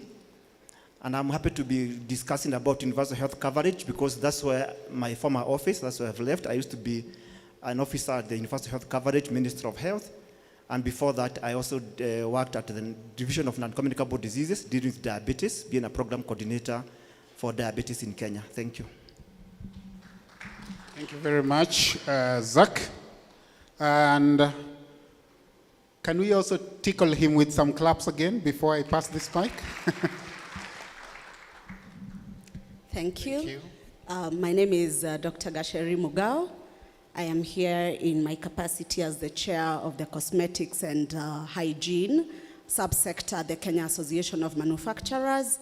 I am also the managing director of Sheth Naturals, manufacturers of natural cosmetic products under the brands Mizizi and Sheba. Thank you for having me. Thanks, Daktari, and a hearty clap as well for her. And finally, Afternoon. My name is David Njoroge Kiarie. I am the chairperson, Road Safety Association of Kenya. I am also a member of TC, that is KS 2295, to do with the speed governors because of safety. Thank you. Thank you. Now, before actually I delve into the questions, which will be highly interactive, and I'll also expect a lot of questions coming from those who have joined us in the, on our live stream, as well as questions from those who have joined us live during this session here. It would be prudent to know from our panelists, now this being standards widely celebrated day, how exactly does standards mitigate and also help in rolling out the UHC in our country? Maybe I start with you, Titus. We have a mic which is not working, the tech team. One of the key planks of UHC is availability and provision, rather, let me say access to quality healthcare. And healthcare provision cannot be separated from the equipment, the medical devices that are used to deliver the same. Now, one might be tempted to start thinking that there are some medical devices that could be of particular, maybe they could be cheaper, while others are more expensive, and that the expensive ones are supposed to be better in delivery of care as opposed to the other ones which are a little bit cheaper. Standards ensures that all the devices that will be used wherever there shall be need for health, medical care are fit for purpose. So whenever you talk of fit for purpose, it is all embracing quality, and therefore standards are going to be part and parcel of it. So we expect standards to ensure that access to medical services is actually enhanced, and availability of requisite medical devices which are of quality are also availed at the same time. Thank you so much, Titus. That's insightful. Daktari, Pauline, just to give it again from your own perspective, having been in the Poisons board now for a while, just the same questions. The same question, how does standardization help in ensuring that UHC would be vibrant within our country? Thank you, Humphrey. And again, I think it's important to break down or have an understanding on how standards play a role in the regulatory space. The Pharmacy and Poisons Board is a recipient of market authorization submissions and requests. And it's not just medical devices and in vitro diagnostics, but also medicines. To ensure that we are able to use standards, we have made them compulsory requirements in the provision of documentation required for one to gain market authorizations registration. That is one aspect.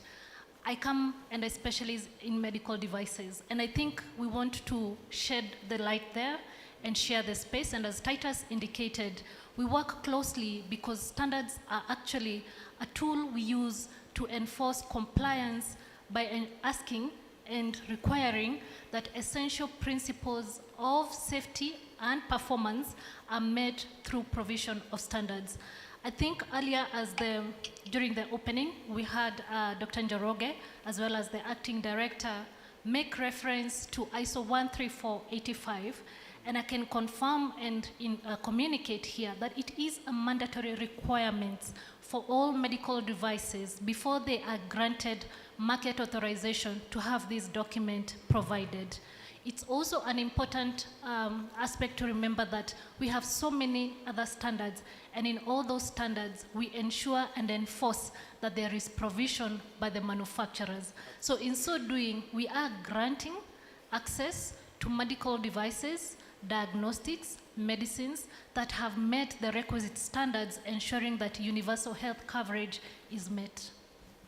Indeed, it would also be nice just to get to know some bit of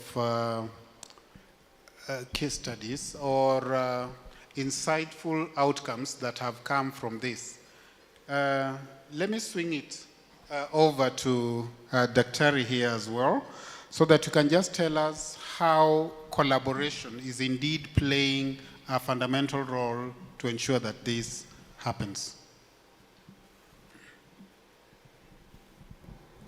Okay, thank you. So speaking from the cosmetics sector and how collaboration will help us to be able to get closer to the UHC and generally for us to be able to understand the role played by cosmetics in the UHC. First, let me say that it is impressive for us to have cosmetics as part of this panel because most of us do not actually consider cosmetics as contributing in any way to healthcare. But the one thing that I have tried, I come from the medical field. I am a trained dental surgeon, and I moved into manufacturing full-time. And the one question I have suffered very much to answer is why I moved from dentistry to manufacturing, and especially of cosmetics, because it almost looks like it's something very, the one side of the coin and the other doesn't quite really add up. And the truth is, actually cosmetics plays a very pivotal role in prevention and treatment of diseases. And specifically when I look at today's focus on the SDG 3, you would notice the targets that were read here, especially by Eddie, that cosmetics would directly play a role in the reduction of non-communicable diseases, specifically by the target that we have for 2030 as a third in terms of lowering the numbers. And also just the environment, because you realize that in cosmetics we use a lot of chemicals to be able to come up with the different products, because they are a wide variety. When you look at the KS 2937 of 2021 that actually describes what a cosmetic product is, it's very wide. You talk about different body parts as long as a product is being used externally, and you go to the extent of talking about teeth and the oral cavity. So all those things are intertwined. So speaking from the epidermis, you talk about nails, you talk about teeth and all that, they are all inclusive. So really at the end of the day, the kind of chemicals we use affect a very wide variety, and it is cosmetics becomes a part of life for everyone. Today here, I don't think anyone walked here without applying something on their skin, without applying something on their hair, without brushing their teeth, which is actually still within the cosmetics sector. So it is something that has to be done with a lot of collaboration for us to realize that cosmetics actually plays a very pivotal role in healthcare and in the universal healthcare, specifically on prevention. Now, let me also mention that the industry of cosmetics is driven by trends. And you notice within Kenya Bureau of Standards, one of the most active technical committees is actually the Cosmetics Committee. The reason being, every other day there are new trends that are emerging within the cosmetics sector.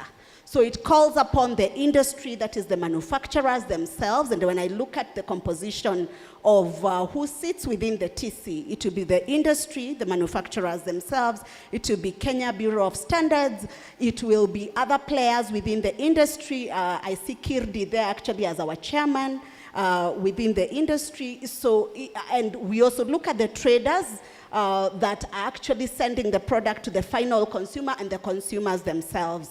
Great. Thanks, Dr. And I would like just to have David, David now officially declare his exit, but not before mentioning something on UHC. The reason is, David is supposed to participate in another unique session, which was panel 1, I guess. But you have something to say on UHC. Let me say this was not my area, and because we were supposed to be the first, and now I see there were changes. You have changed. So let me exit from here. I have a seat. I will come in the right where I am supposed to be, but as my learned friends are talking here about equipment to health, cosmetic, all these come with standard. But that is the area. I have my area when we come to standard. Please, thank you. Please, let's clap for him. He knows how to standardize his exit. Thank you very much, David.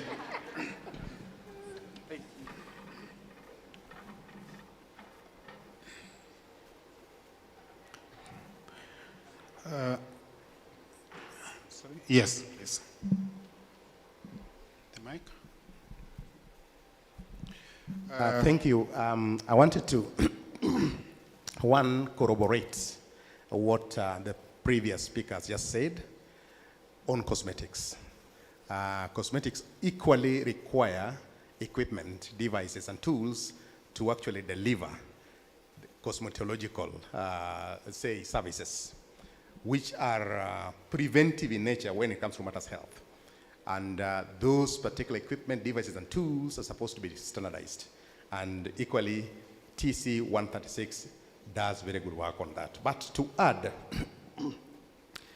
standards are not only meant for the big manufacturers, because when it comes to the spectrum of manufacturing, we have got both the small, medium enterprises, then we have got the big players, the multinationals.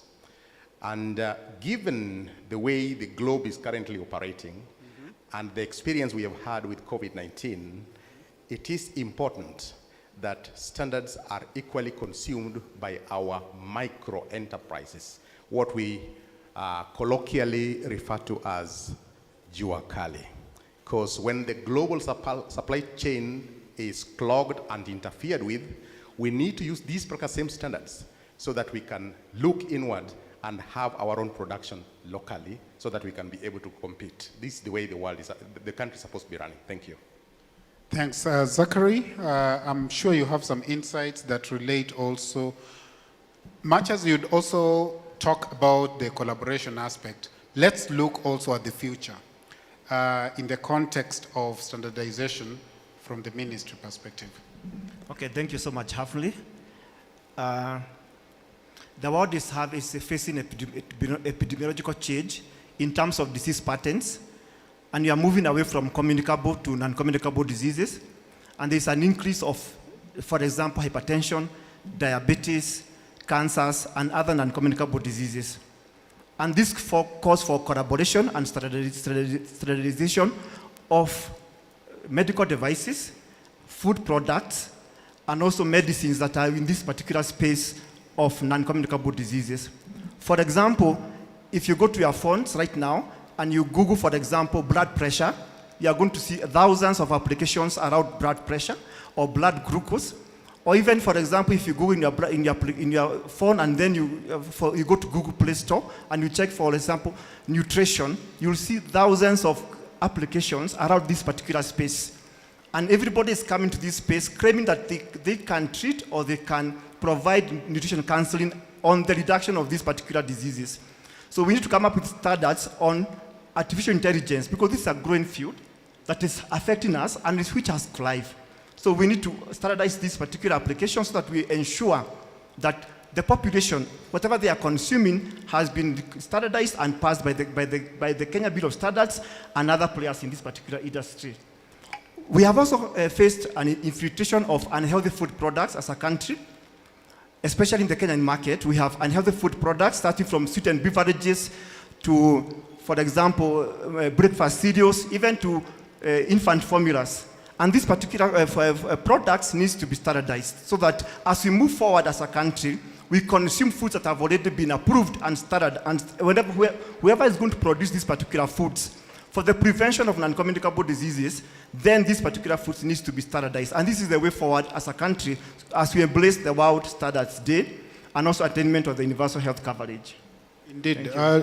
Thank you so much, Zachary. Dr. Pauline, just on the same aspect, how do you see mainly the patients themselves as well as the public engaging a lot better just to ensure that there is more enhanced processes, particularly for developing and revising health standards across the country? Thank you, Humphrey. We do call upon the involvement and participation of the public when a new standard is required in regards to the regulatory landscape. For example, in the development of a guideline that encompasses and touches on medical devices, and we have in it a standard, we do have beyond the 13485, I could share some of the standards that are useful. So for example, the standard on materials used to manufacture the device that have been subject to biological evaluation in accordance to standard ISO 10993. We would, in that regard, before publication or before use of a standard or a guideline, we engage the public. We put a public request and comments come back to us. It's extremely important that the public is made aware and to be part and parcel of these standards, because we only regulate what is good for the public health. What we regulate and what we develop is so that the public can enjoy the good and the good of the use of the standard. So this is one aspect that the Pharmacy and Poisons Board uses to be able to ensure that the public is part of the decision making when it comes to standards. We also have just had the unveiling of new standards, and I believe, again, working together with the Kenya Bureau of Standards, these new standards will look at what is required for the health products, medicines, medical devices, and technologies that we regulate, and we will be able to take them on board. And we do participate as well in the TC. I'm a member of the TC, and also in the cosmetic one, we have other colleagues. This is extremely important in our work, because we are encompassing and we are working to ensure the public's needs are met, and they also get to interact and ask questions that they feel and deem to be appropriate. Great. I'm being prompted actually that our time is running short, but not before. I've been well cued by Daktari here that they engage the public. It's my time also to engage the rest of us. So far, no questions gotten from, oh, it is here.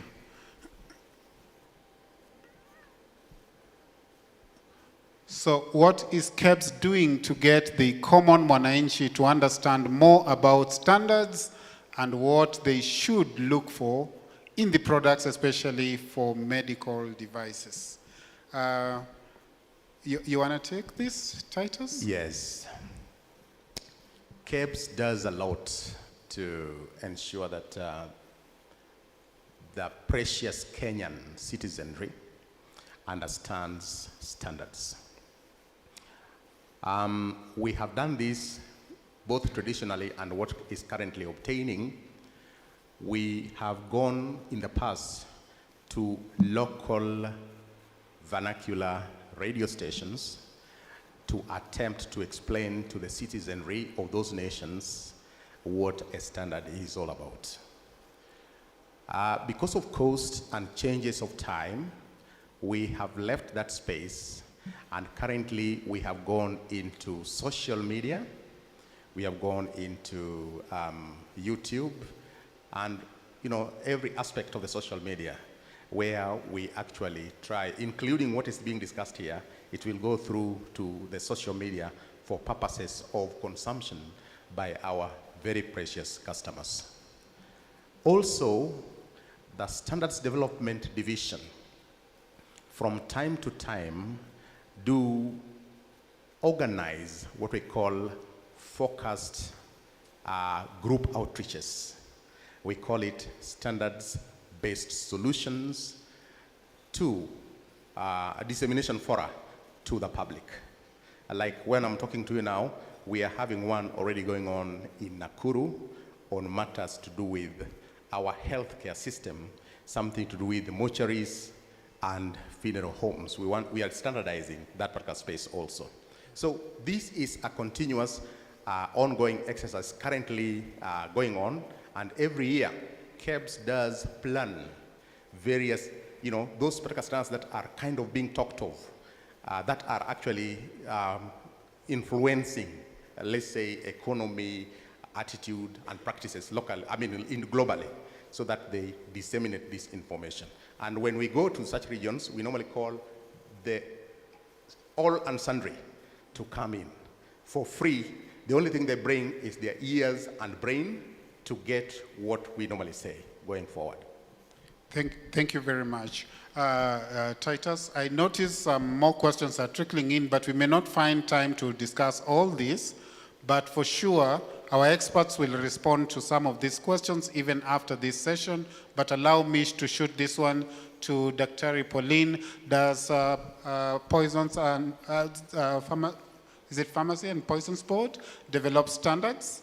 If so, how do they collaborate with KEBS? You had more or less alluded to this earlier, right? I think actually I have two questions and I can handle them together. Okay, cool. Is that okay? The one also on harmonization as well as PPB. Absolutely. Okay. PPB does not develop standards.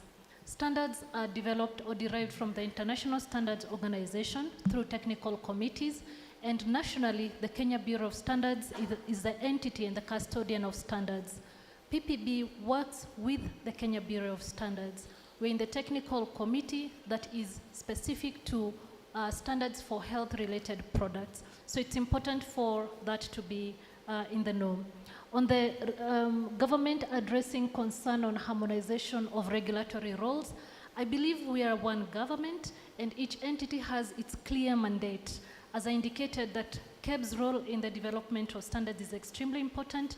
We work together through the technical committees. The Pharmacy and Poisons Board is mandated with the regulation of health products and technologies. We take our role on that using the legal entity and framework that is available. And together with KEBS, we work to ensure that there is fostered business environment, use of the right procedures and standards to ensure that the public continuously get the highest quality of products in terms of medicines, and for medical devices that meet the highest performance, standard, and regulation requirements.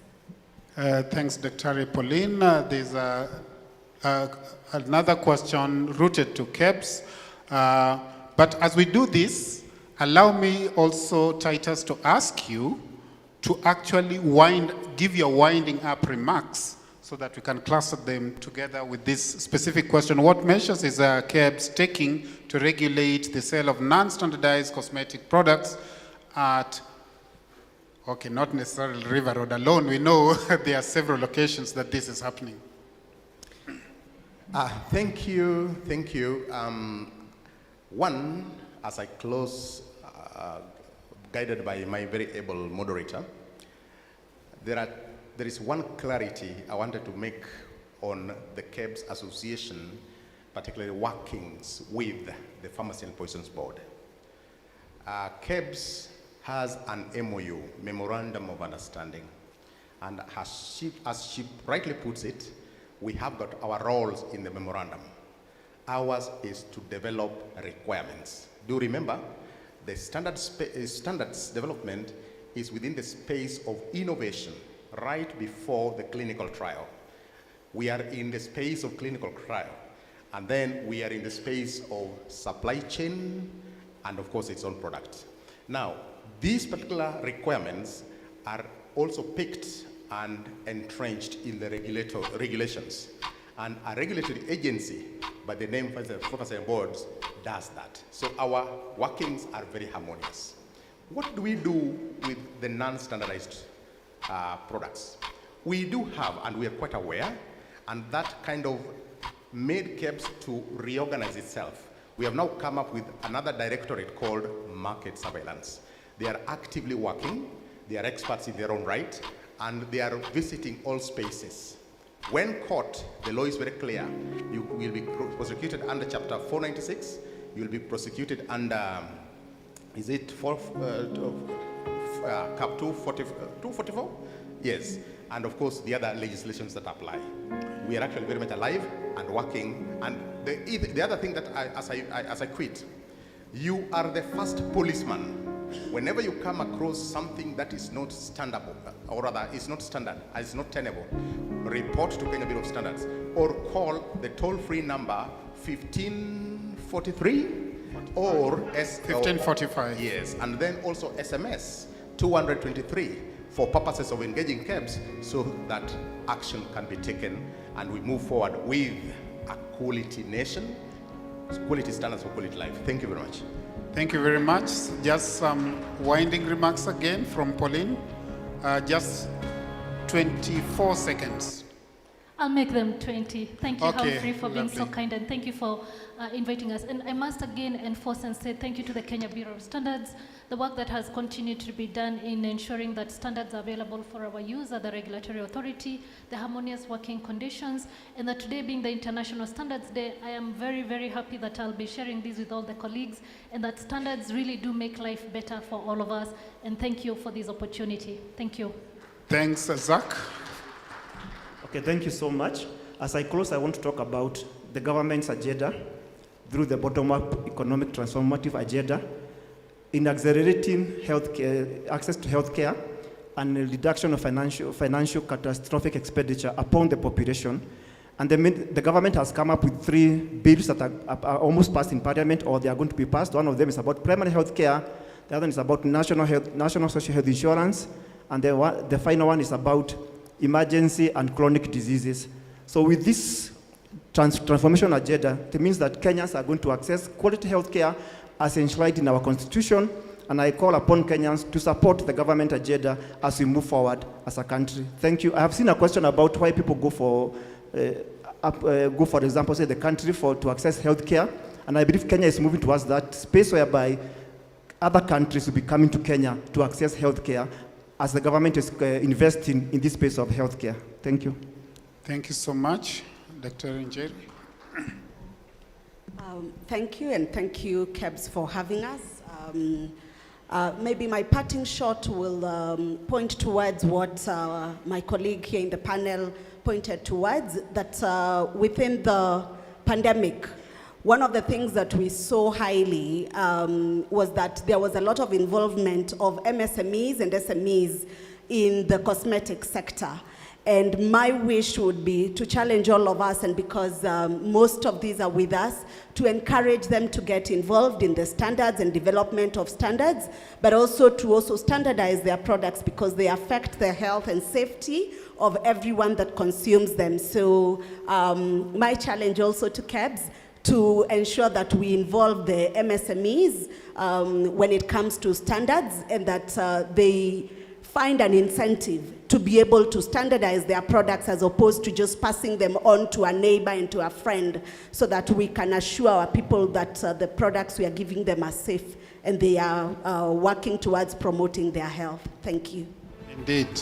And now, can we all feel that we are healthy with these insights? If so, a big handy clap to all our panelists. Asanteni sana. Thank you so much, my panelists. Thank you so much. A big round of applause to the moderator and the panelists. Thank you so much. Asanteni sana for your insights and sharing. Really appreciate. The next 30 minutes, ladies and gentlemen. Let me take you back. Thank you so much. Asante sana. Let me take you back. I mean, all of us must have experienced this. I mean, this is where we came from.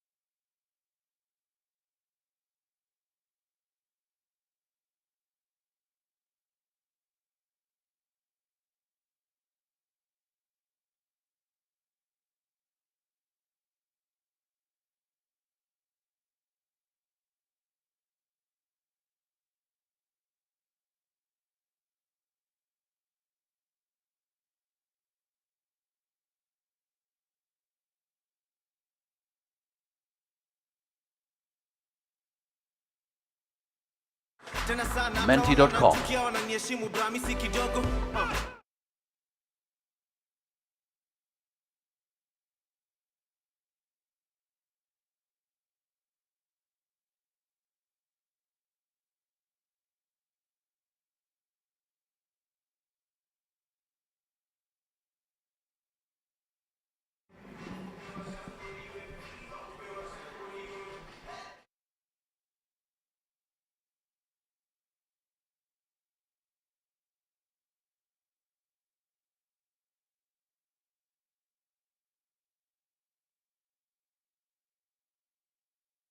As a country so far, we've come too far, but a lot has to be done.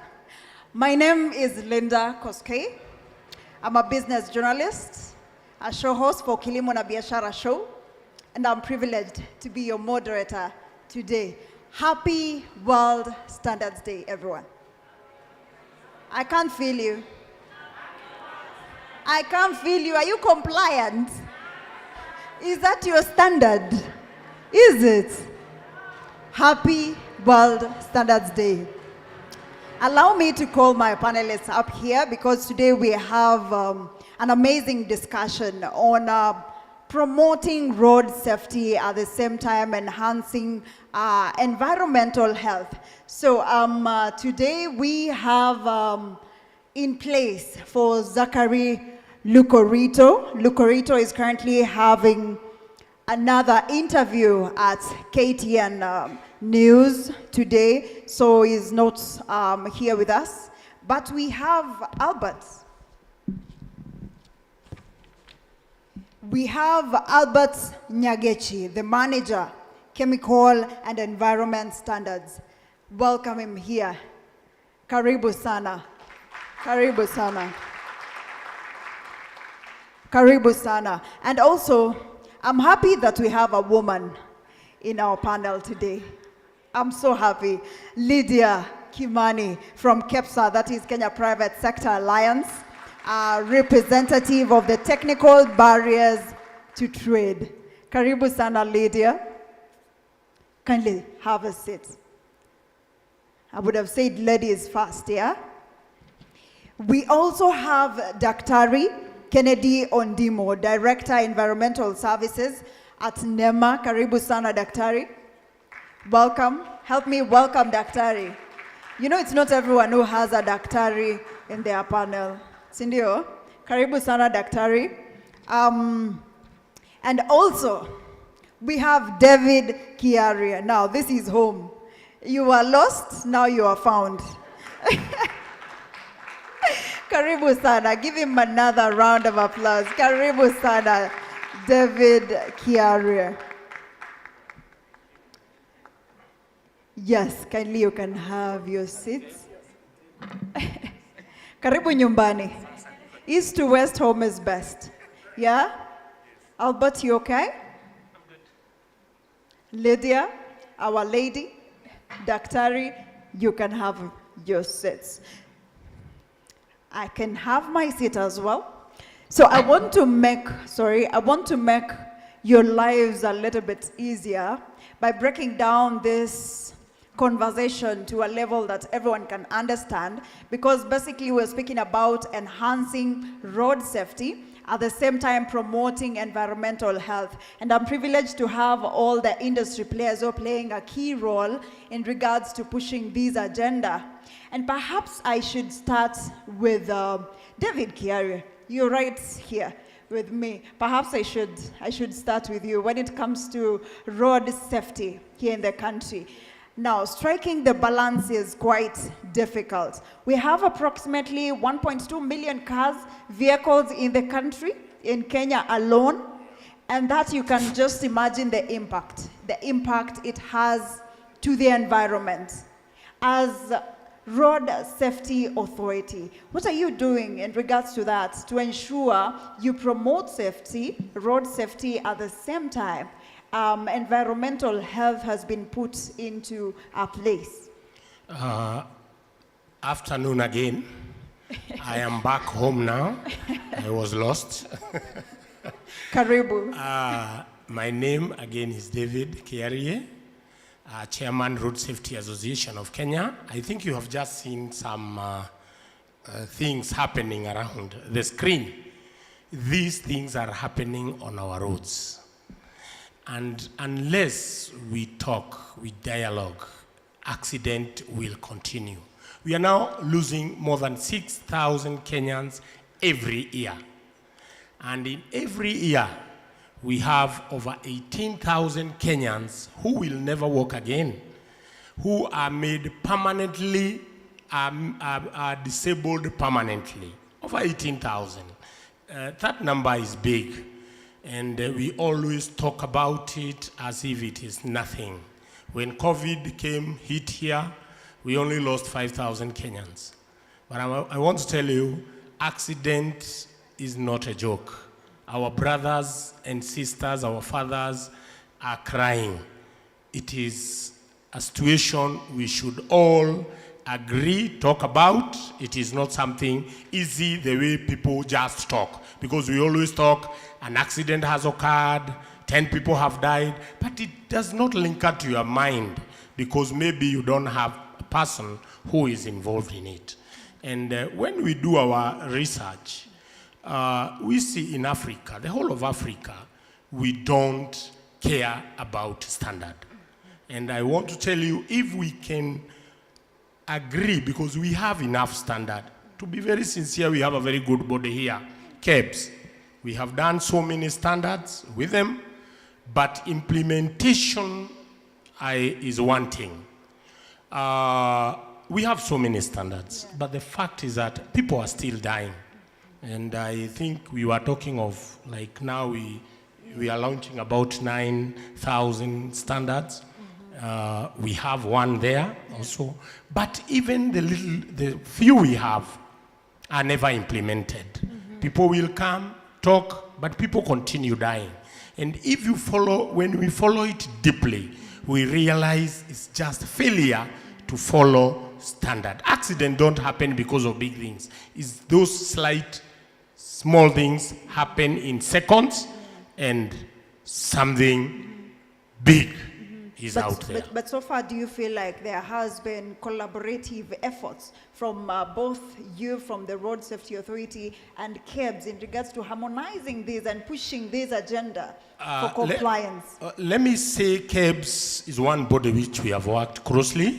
In fact, as I said, we have come up with very good standards, very nice standard. But I want to tell you to date, they are never implemented. Shida ni sisi. the people to implement that, because the problem which we have, KEBS is working, but who is going to implement this standard? That is now where we are supposed to talk and agree. Who is supposed to implement? Because, for instance, a very good example, we have a standard, KES 2295, for speed governors. I want to tell you, if that standard is implemented today, deaths will be eliminated on our roads. I could see even the CAs having a problem. We want to bring cameras on these vehicles, and already we have a telematic speed governor in the vehicle.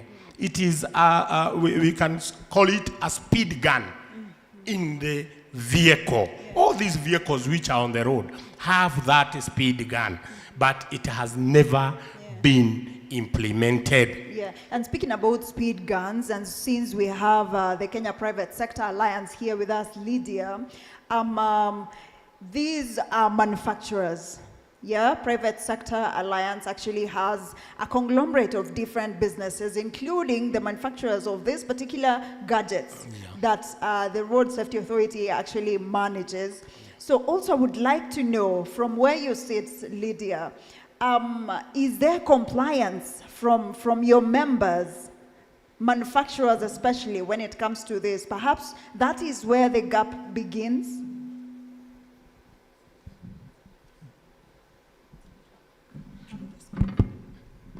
So thank you very much, Linda. Good afternoon, colleagues.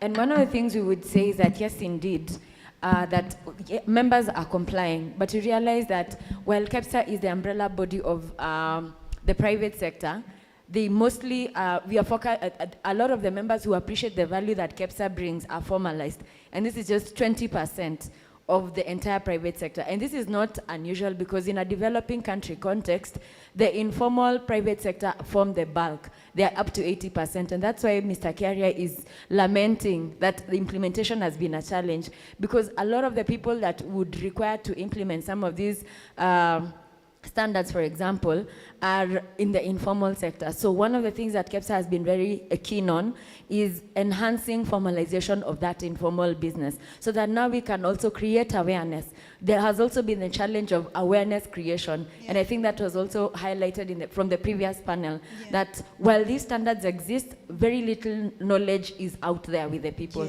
So there's need to enhance sensitization and awareness creation of some of these tools to facilitate business. Thank you. Yeah, thank you so much, Lydia. And perhaps I can just pick the thoughts from Albert as well in regards to the same.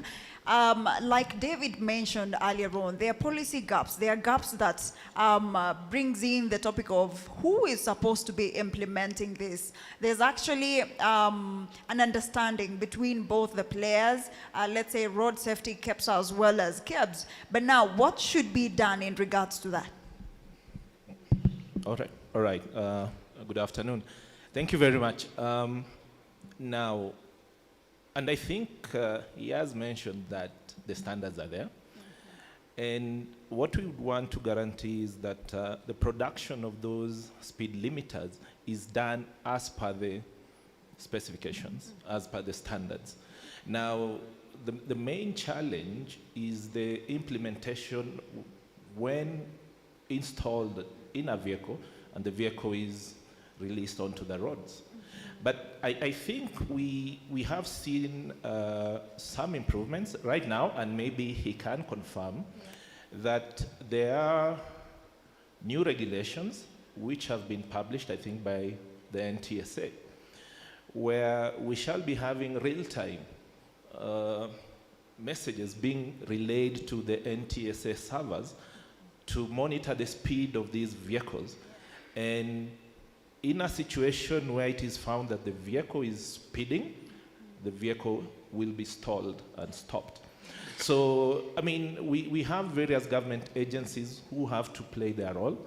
It is one thing manufacturing that product as per the quality, and it is another issue enforcing it on the road. And this is one of the measures that, so there will be real-time communication from the gadget to the NTSA servers, and actually this information can be used to to do many other things. Thank you. That is more like the intelligence transport system that earlier on was mentioned during the speech. Now I'm wondering, he's going to speak about the artificial intelligence involved in the transport and infrastructural sector. But from where you sit, is Kenya ready for this? I think we were ready like yesterday. Yes, we are ready. We shouldn't wait for a day longer. Like he has mentioned, lives are being lost on a daily basis. If we are talking about 6,000, that's about how many every day. One life lost is one too many. So the implementation should proceed. Whatever challenges will be encountered can be tackled as we move along. Yeah.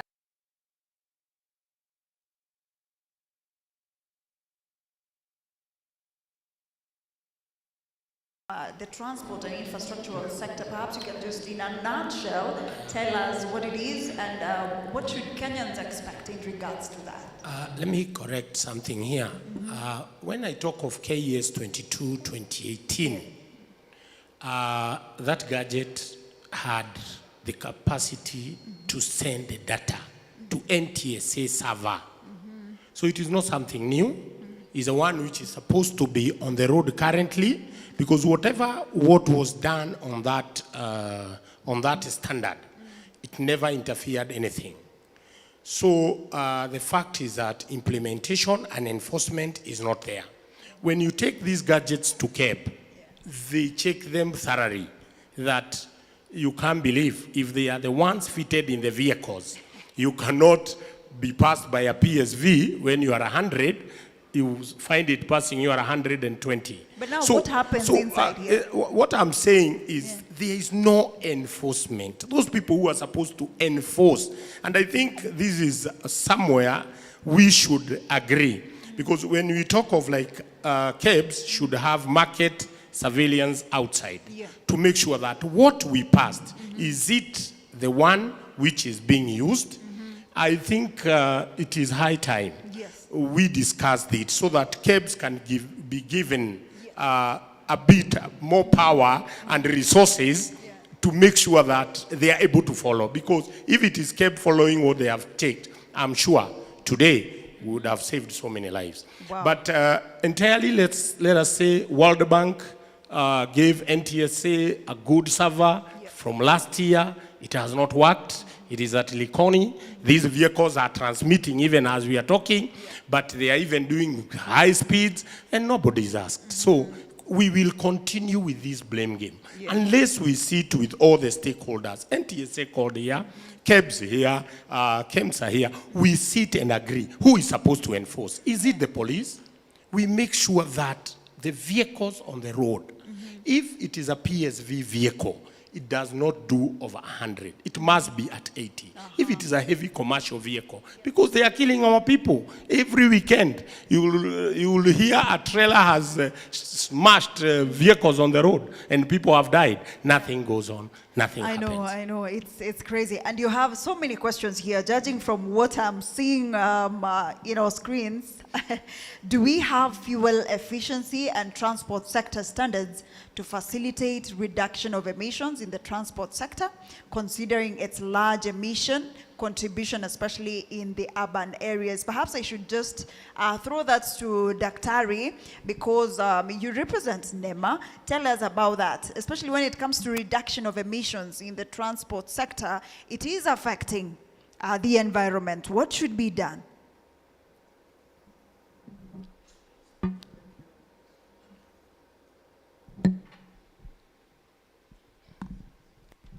Thank you, Linda. Good afternoon, ladies and gentlemen. Good afternoon. I think NEMA's role is supervision and coordination of all matters related to the environment, and we work closely with the lead agencies and the county governments. And over the years, since NEMA was founded in the year 2002, based on the Environmental Management Continuing Act, we have worked closely with the KEPSA, KEPS, sorry, KEPS. And this one also, we were focusing at the use of fuel where we were looking at how we can reduce the amount of lead in the fuel. So that could also contribute to addressing the issues related to health. So, and also we also look at the content in terms of the amount of sulfur, that is sulfur dioxide, that's also emitted to the environment. So in terms of those standards, we have worked closely with Kenya Bureau of Standards. Then on our side, I think we have looked at the correlation between traffic congestion in Nairobi and also the road system. So before the expressway, we noted there was higher pollution in some spots like in Upper Hill, where we have the National Library. Then we had Pangani, and also Mombasa Road, Nyayo, among other areas. So that kind of research, it also informed the policy. So I'm glad that the Kenya government came up with the issue of addressing traffic in Nairobi, and that's why we have the expressway. So in a way, the expressway has reduced the amount of traffic congestion and emission into the environment. I wish we had more time. We could have delved deeper into that, because I can see Albert is eager to answer that as well. And I think I will pin 2 questions to you. You will answer on that because you wanted to chime in on do we have fuel efficiency and transport sector? So there is, what is KEBS doing to ensure that Kenya builds roads and other infrastructure that promote healthy lifestyles like walking or cycling?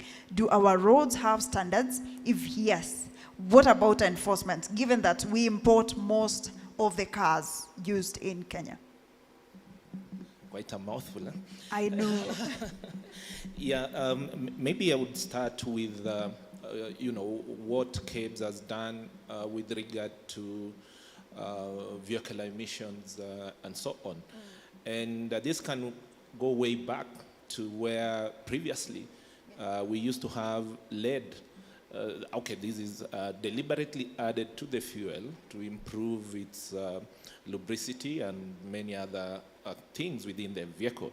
And of course, this was leading to a lot of problems, because you would find that as the vehicle is emitting, so parts of this heavy metal would land on vegetation, crops, and we would have people consuming this. But over time, I think by 2008, we banned the use of lead. Again, with regard to sulfur levels in fuel, when the refinery used to work, we used to have it producing diesel at with sulfur content of 10,000 parts per billion. Right now we are at 10 parts per billion, and that is a huge reduction with regard to sulfur dioxide emissions. And what we do is, and actually currently, and including up to last week, we were working with them on the air quality regulations, which are being 2020, I can call it now 2022, 23, but they are yet to be published, where standards have been referenced heavily, and that is how standards and other agencies work, because we cannot enforce environmental issues. We do the standards, they incorporate them into their regulations and enforce those particular standards. So with regard to vehicle emission, we have limits which we've established in, and it's actually a common East African standard now, and which NEMA has incorporated into the new regulations which are going to come. With regard to vehicle importation, of course they undergo the mandatory vehicle inspection based on the KS 1515 on vehicle inspection. So to ensure that the vehicle meets certain, and of course the emission standards are embedded in that particular standard as well, to ensure that this is tested before the vehicle lands into the country. Thank you. Yeah, thank you so much, Albert. I can see Lydia, your hand is up, but allow me to finish this up, and then I'll let you finish up with your closing remarks while you're giving us that. The root of the problem of road insecurity is bribery, because people pay to get out of court, So what's the point of traffic police if the criminals don't get to court? And what are we doing? What are you, where is it going? Where is it going? But perhaps this is more of a comment. So if point of traffic police, if the criminals don't get to court, so what are we doing? I bet that's what that particular person was giving. It's more like a comment here. But do we have standards for border riders, especially in Nairobi areas? How well do they comply with these standards in reducing road accidents? That is for you, Kiari. Let me tell you there are standards, and very good standards. And I repeat again, if there is a body working, making sure every problem which is there. We had a small problem with the reflective materials, and I want to tell you today, we have a standard of the reflective materials. These people in standard work, they bring standards, but the only challenge, they don't enforce. They don't have the power to enforce. So the problem is enforcement, because like border, we have very good standard. Even the laws are there that a border rider must have a helmet, must have all this gear. Everything is there. But do they wear? Where can we put our challenge? It is about enforcement and implementation. But on the standards are there. On the same breath, what is being done to sensitize police and other law enforcement so that they can stop compromising standards? What do you recommend as a person?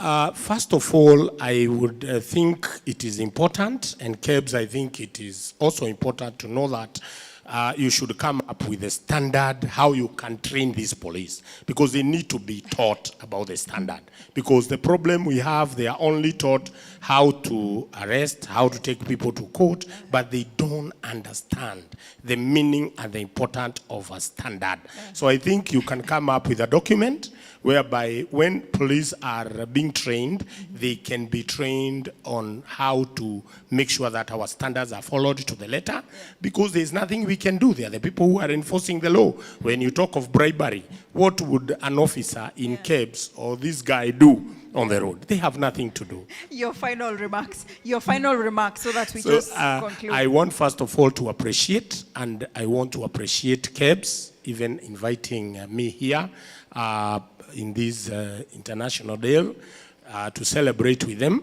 And I want to say we have done a lot with them. We have very good standards. All what I want is KEBS, please, now the Ministry of Trade, you are there. Please try to talk to even the Ministry of Transport so that these standards you are coming up with, they are implemented. And I think even somebody said here, once there was somebody who have just said here that we have so many standards, but they are just put at the shelf. Please make sure that these standards are followed to the letter so that we can save our people, particularly I'm talking about road safety. Thank you so much. Perhaps you can just take your final remarks as well, Daktari. Okay, I think my final remarks is to look at the balance between road safety and environment. Yeah. And I note that it requires a multidisciplinary approach, ranging from urban planners, civil engineers, structural engineers, ideologists, among others. And also it requires the general public to be part and parcel of the transformation process. So that one is very key. But I take note that we have made progress in terms of technology transfer, particularly in incorporating the express highway, where the Kenyan engineers and the Chinese were in terms of technology transfer. So technology transfer is very key, and also standardization is very key to us. So we need each and every one of us to be part of the process. I think on the side of the legal, where the police are a compromise, I think, apart from enforcing, I think we should also try to look at the penalties. When the penalties are too expensive or punitive, people tend to circumvent the process.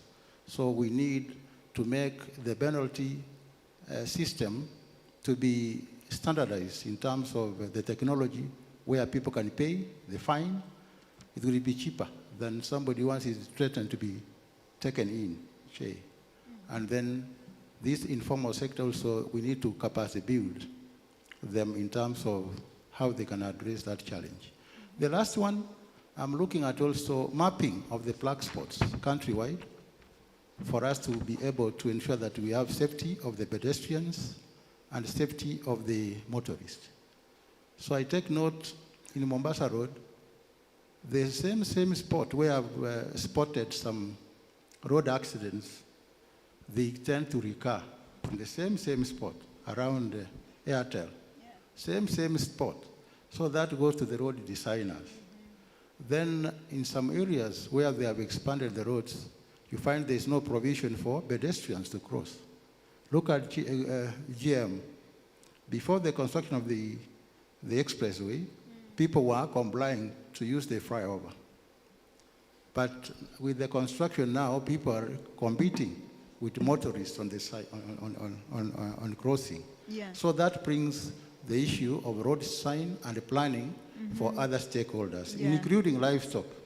If you have ever used the narrow Bomet Road. Yes. So that was an innovation that came because of those accidents. Thank you. Thank you so much, Daktari. Thank you so much.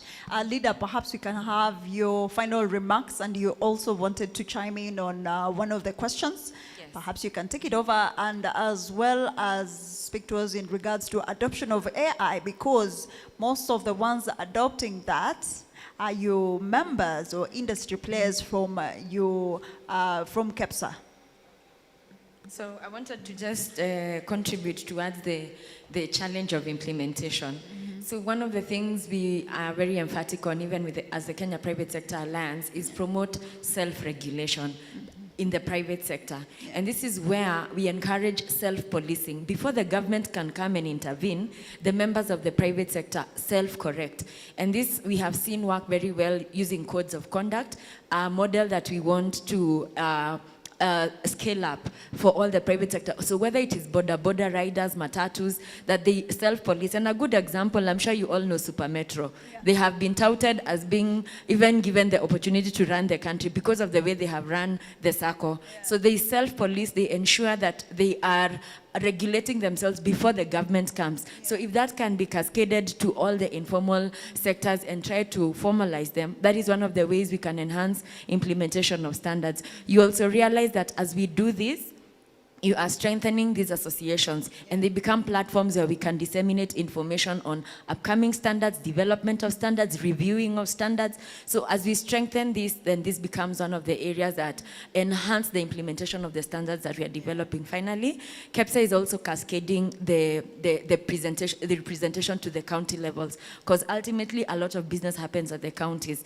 So KEPSA is also looking to establish tentacles at the counties, first through the regional blocks and ultimately at the individual counties. And this is to enhance private sector participation, whether we're talking about the same model of self-regulation, strengthening associations, so that the frustration of government can be eased. When we talk about giving KEBS additional policing or budget lines, it means an additional burden to the taxpayers. That is something that Kenyans are going to come up in arms. Tax, by the way, more than that. Yes, so self-regulation, self-regulation for the private sector. Finally, on AI, it is welcome because this eliminates, one of the benefits of adopting AI is that it eliminates the component of human element and interference. Yeah. The issues of bribery, you can't bribe AI. So I think that is one of it will enhance transparency and implementation, and of course support the deployment and adoption of standards. Thank you very much. Thank you so much. That was quite insightful. You don't feel like clapping? I know, right? Thank you so much, Lydia, for that. Your final remarks, Albert, and perhaps you feel like there's something you're looking at in that screen. You can throw in your thoughts. Yeah, I mean, there was a question there about bribes, and I mean, this starts with the individual themselves. Yeah. You know, integrity is a personal decision. Yeah. And there's a story I give guys. I'll make it brief. In 2017, I was arrested by cops for speeding. Hey, wait. Yeah. So hey. it has to do with those speed guns. Yes. They did arrest me in Nakuru. And it's taken me 2017 to last week. How many years are those? A simple traffic offense. And after that, I was acquitted because I was able to prove that that speed gun was defective. It was not calibrated. I actually even summoned my own managing director to appear in court. And they had to send an expert from our metrology directorate to do what? To give evidence. And it was found that now all the police bring all the equipment to cabs. So I think they should give me a bonus or something because I bet so. I'm sure there's one who's watching. Because now there's extra revenue because, when it comes to bribery, it's a personal thing that someone would decide because you asked 7 years, spending money every month, going to Nakuru, mention hearing, and so on.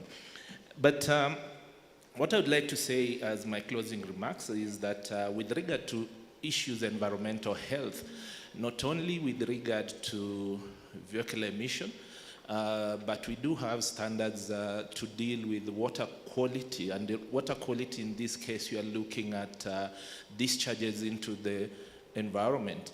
We do have standards which we have established to ensure certain limits, and then which of course go to NEMA for them in their water quality regulations to enforce. Similarly, in the soil quality area, we do have standards which we work on, and again, we give them to the relevant government lead agencies to enforce because that is their mandate. With regard to vehicle safety, we do have standards on spare parts. We do monitor the importation of spare parts to ensure that these spare parts, are the right spare parts. Things like, brake pads, simple things as brake pads can cause a lot of problems. Not only brake pads, brake fluid. If you have a fake brake fluid, and actually the problem we don't, they should have the time when we have these issues of brake failure. Why don't we really be investigating? Because some of the times, and more often than not, it is the brake fluid which was defective. And, so the whole system malfunctions. So we should have a situation where when these accidents happen, proper investigation is done. Where did you last top up your brake fluids? Where did you buy it from? And then we are able to get this information and use it to save more lives. Thank you. Thank you so much, Albert. That was quite a heavy discussion, yeah? You agree with me? If you agree with me, just give me a clap. Thank you. Thank you. Thank you so much. That was quite heavy. And judging from what this conversation has turned into is that it's a personal initiative to be compliant, right? You can choose not to be compliant, but it takes a personal initiative to be compliant. And some of the gaps that we've identified here, because it won't be prudent if we leave here without knowing what are the gaps here, what should be done. David mentioned that enforcement is a major hindrance to achievement of these particular issues that we are addressing today, yeah? And also, Daktari mentioned about standardization of technology. There's a lot, Kenya is moving into a technological world. We are actually a technology hub in Africa, right? You agree with me in regards to that? There are many strides that we've done as a country in regards to adoption of technology, so there is need to standardize that. And also encourage self-policing. You see, the way you've mentioned so much about this enforcement gap. Now, like Super Metro, not to give an advert, but I mean encouraging self-policing. And the last one is, actually the last one is to thank you for listening to us, for being patient with us, and agreeing to stay in until now and give us your thoughts. You've given us your thoughts. I hope you've been answered satisfactorily. My name is Linda Koskei, and my distinguished panelist here, we have David Kiarie from Road Safety Authority of Kenya. And we also have, thank you so much, David. Perhaps we just give it up for David, yeah? He's done a good job. Thank you so much, David. Thank you so much. And we also have Dr. Kennedy Ondiwo. Kennedy is the Director, Environmental Services at NEMA. Give it up to him. Yeah? Thank you so much, Daktari, for creating time for us today. We truly appreciate. And then to the lady in the house. I'm so happy we had a lady, yeah? Ladies, where are you? Give us a clap. And now, everyone, give us a clap for this lady.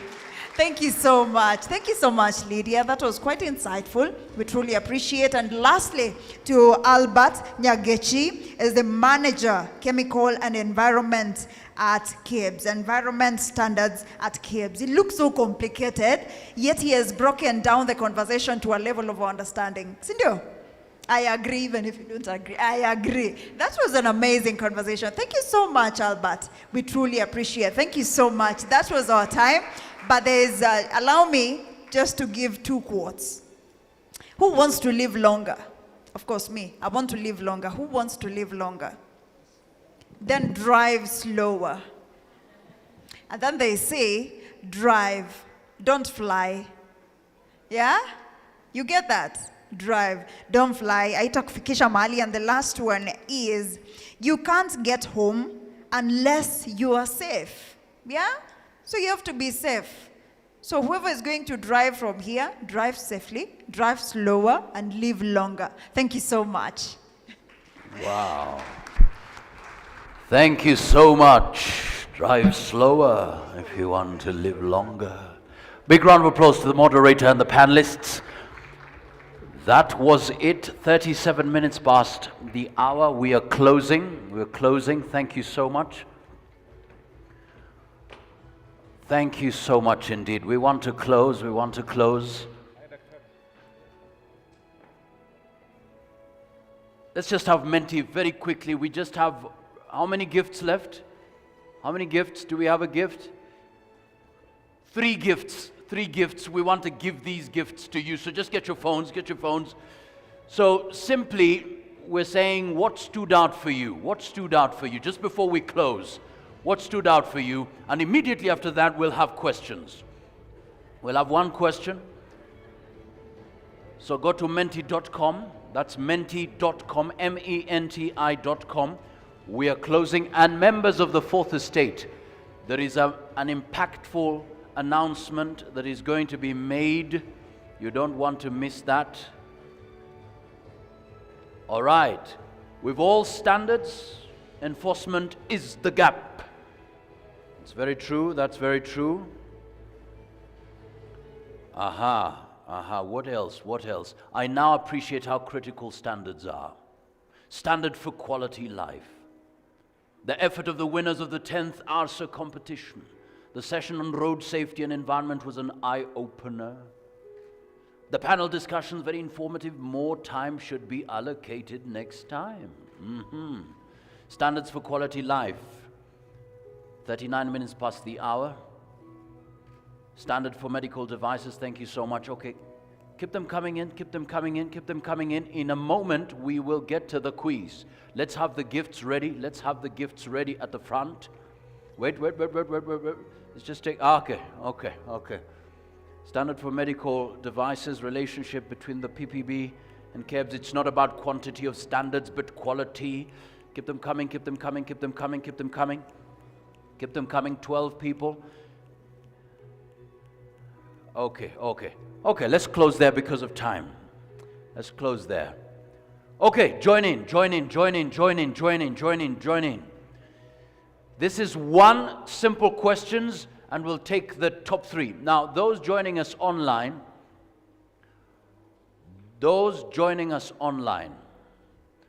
we also want to give you a gift.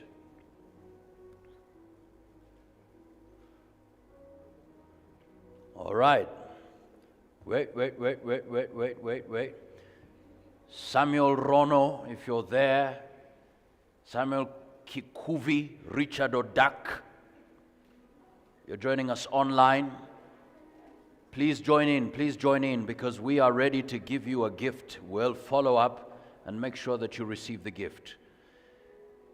Lucy Patricia, you're saying the technical aspects was great, insightful, thanks. That's Samuel Mrashui. Okay, 31 players, we're ready to go. It's a simple question. One question, top 3, you get the gift. 3, 2, 1, roll the question.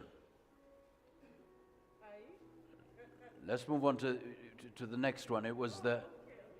this is the question. Let's take it back. Take it back.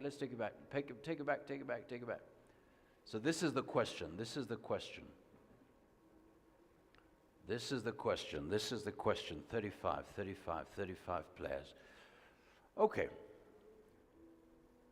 We're ready. You can roll the question.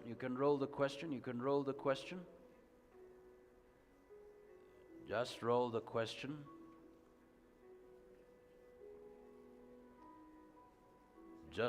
the question. Okay, there we go. Open it up so that we can see. Let's see the screen fully. What are we celebrating today? The simplest question in the world today. I mean, simplest question. What are we celebrating today? I am concerned by 2 people in this room. World standards dilemma, really? But thank you for not saying World Something Day. Ladies and gentlemen, it's the World Standards Day. So now roll the dice. We see who the leader is. Let's see who the leader is. Open it up. I know, Stacy, you won. Let's see. Hopefully, Again. Kuna shida? Is Stacy still here? Maybe. Okay, let's go down the line. Do we have Thinky here? Thinky. Where's Thinky? Thinky's here. All right, big round of applause to... No, Stacy, please come. Thanky, come. Carolyn, where's Carolyn? Carolyn Wakudie.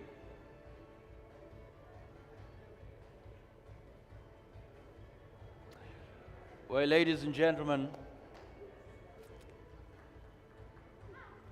sasa tafanya vipi sasa? Apewe tena ama ampe mwingine? Are you able to donate? Amekataa. Wow. Okay. Ameshinda. Apewe. Okay.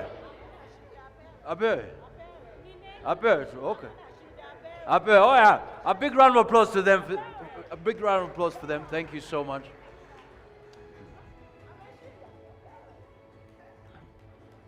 Thank you so much for participating.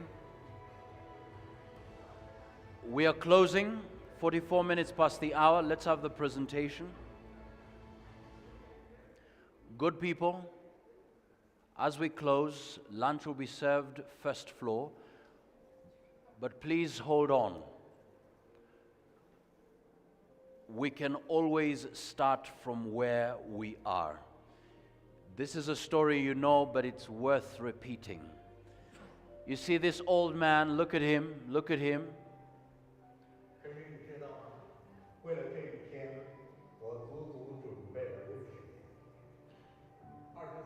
At 24, he started learning English at 44. What about you? Start learning French. Stepped into his first gym at 50. Started working out. At 70, I really got into working out. At 70, At 70, at 79, I got on my first catwalk. And I'm 80 this year, and I still got some left in me. I still have some dreams to achieve. Believe me, potential can be explored. When you think it's too late, be careful you don't let that become your excuse. No one can keep you from success except yourself. When it's time to shine, ladies and gentlemen, do what? Be the brightest. So thank you so much, KEBS, for showing us the way. We've started the journey, a shared vision for a brighter future. To give us now the vote of thanks, ladies and gentlemen, a big round of applause, please. The Manager, Trade Affairs, Kenya Bureau of Standards.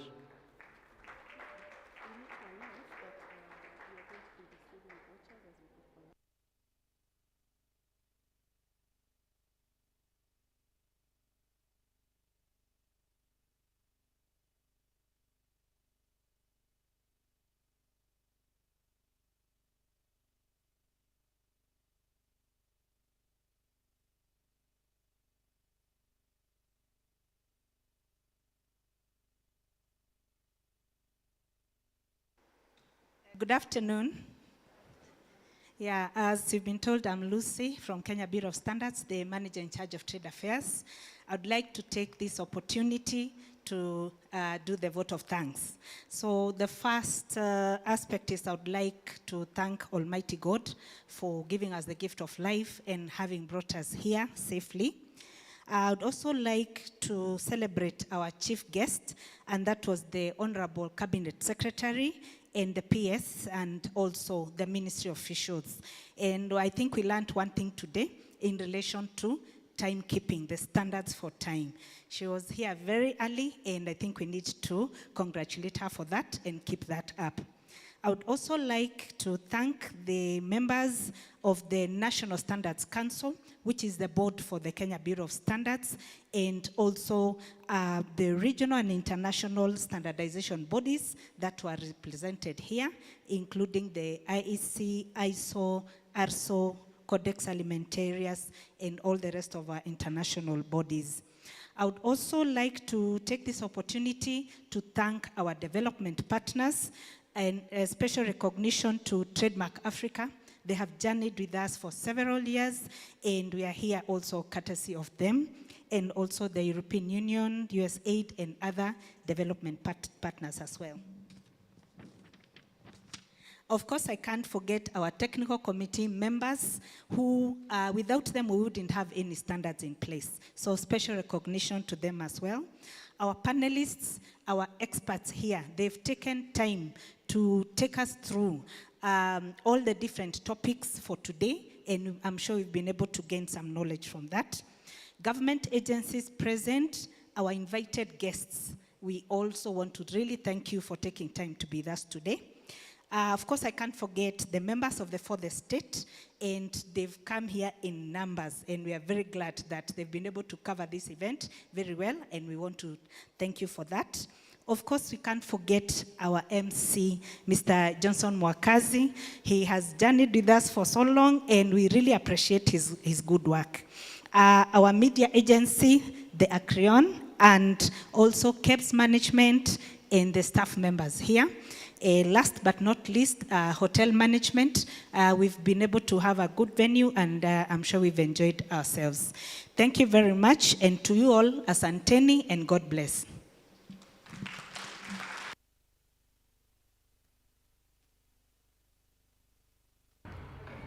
Thank you so much. A big round of applause to Madam Ikonya. Thank you so much for that. Quick announcement. Number one, members of the Fourth Estate, let's meet at KEBS headquarters at 3:30 p.m. for a major, impactful announcement. 3:30 p.m. KEBS headquarters. From here, each one of you will get a gift as you pick your meal voucher. Lunch is being served first floor. First floor.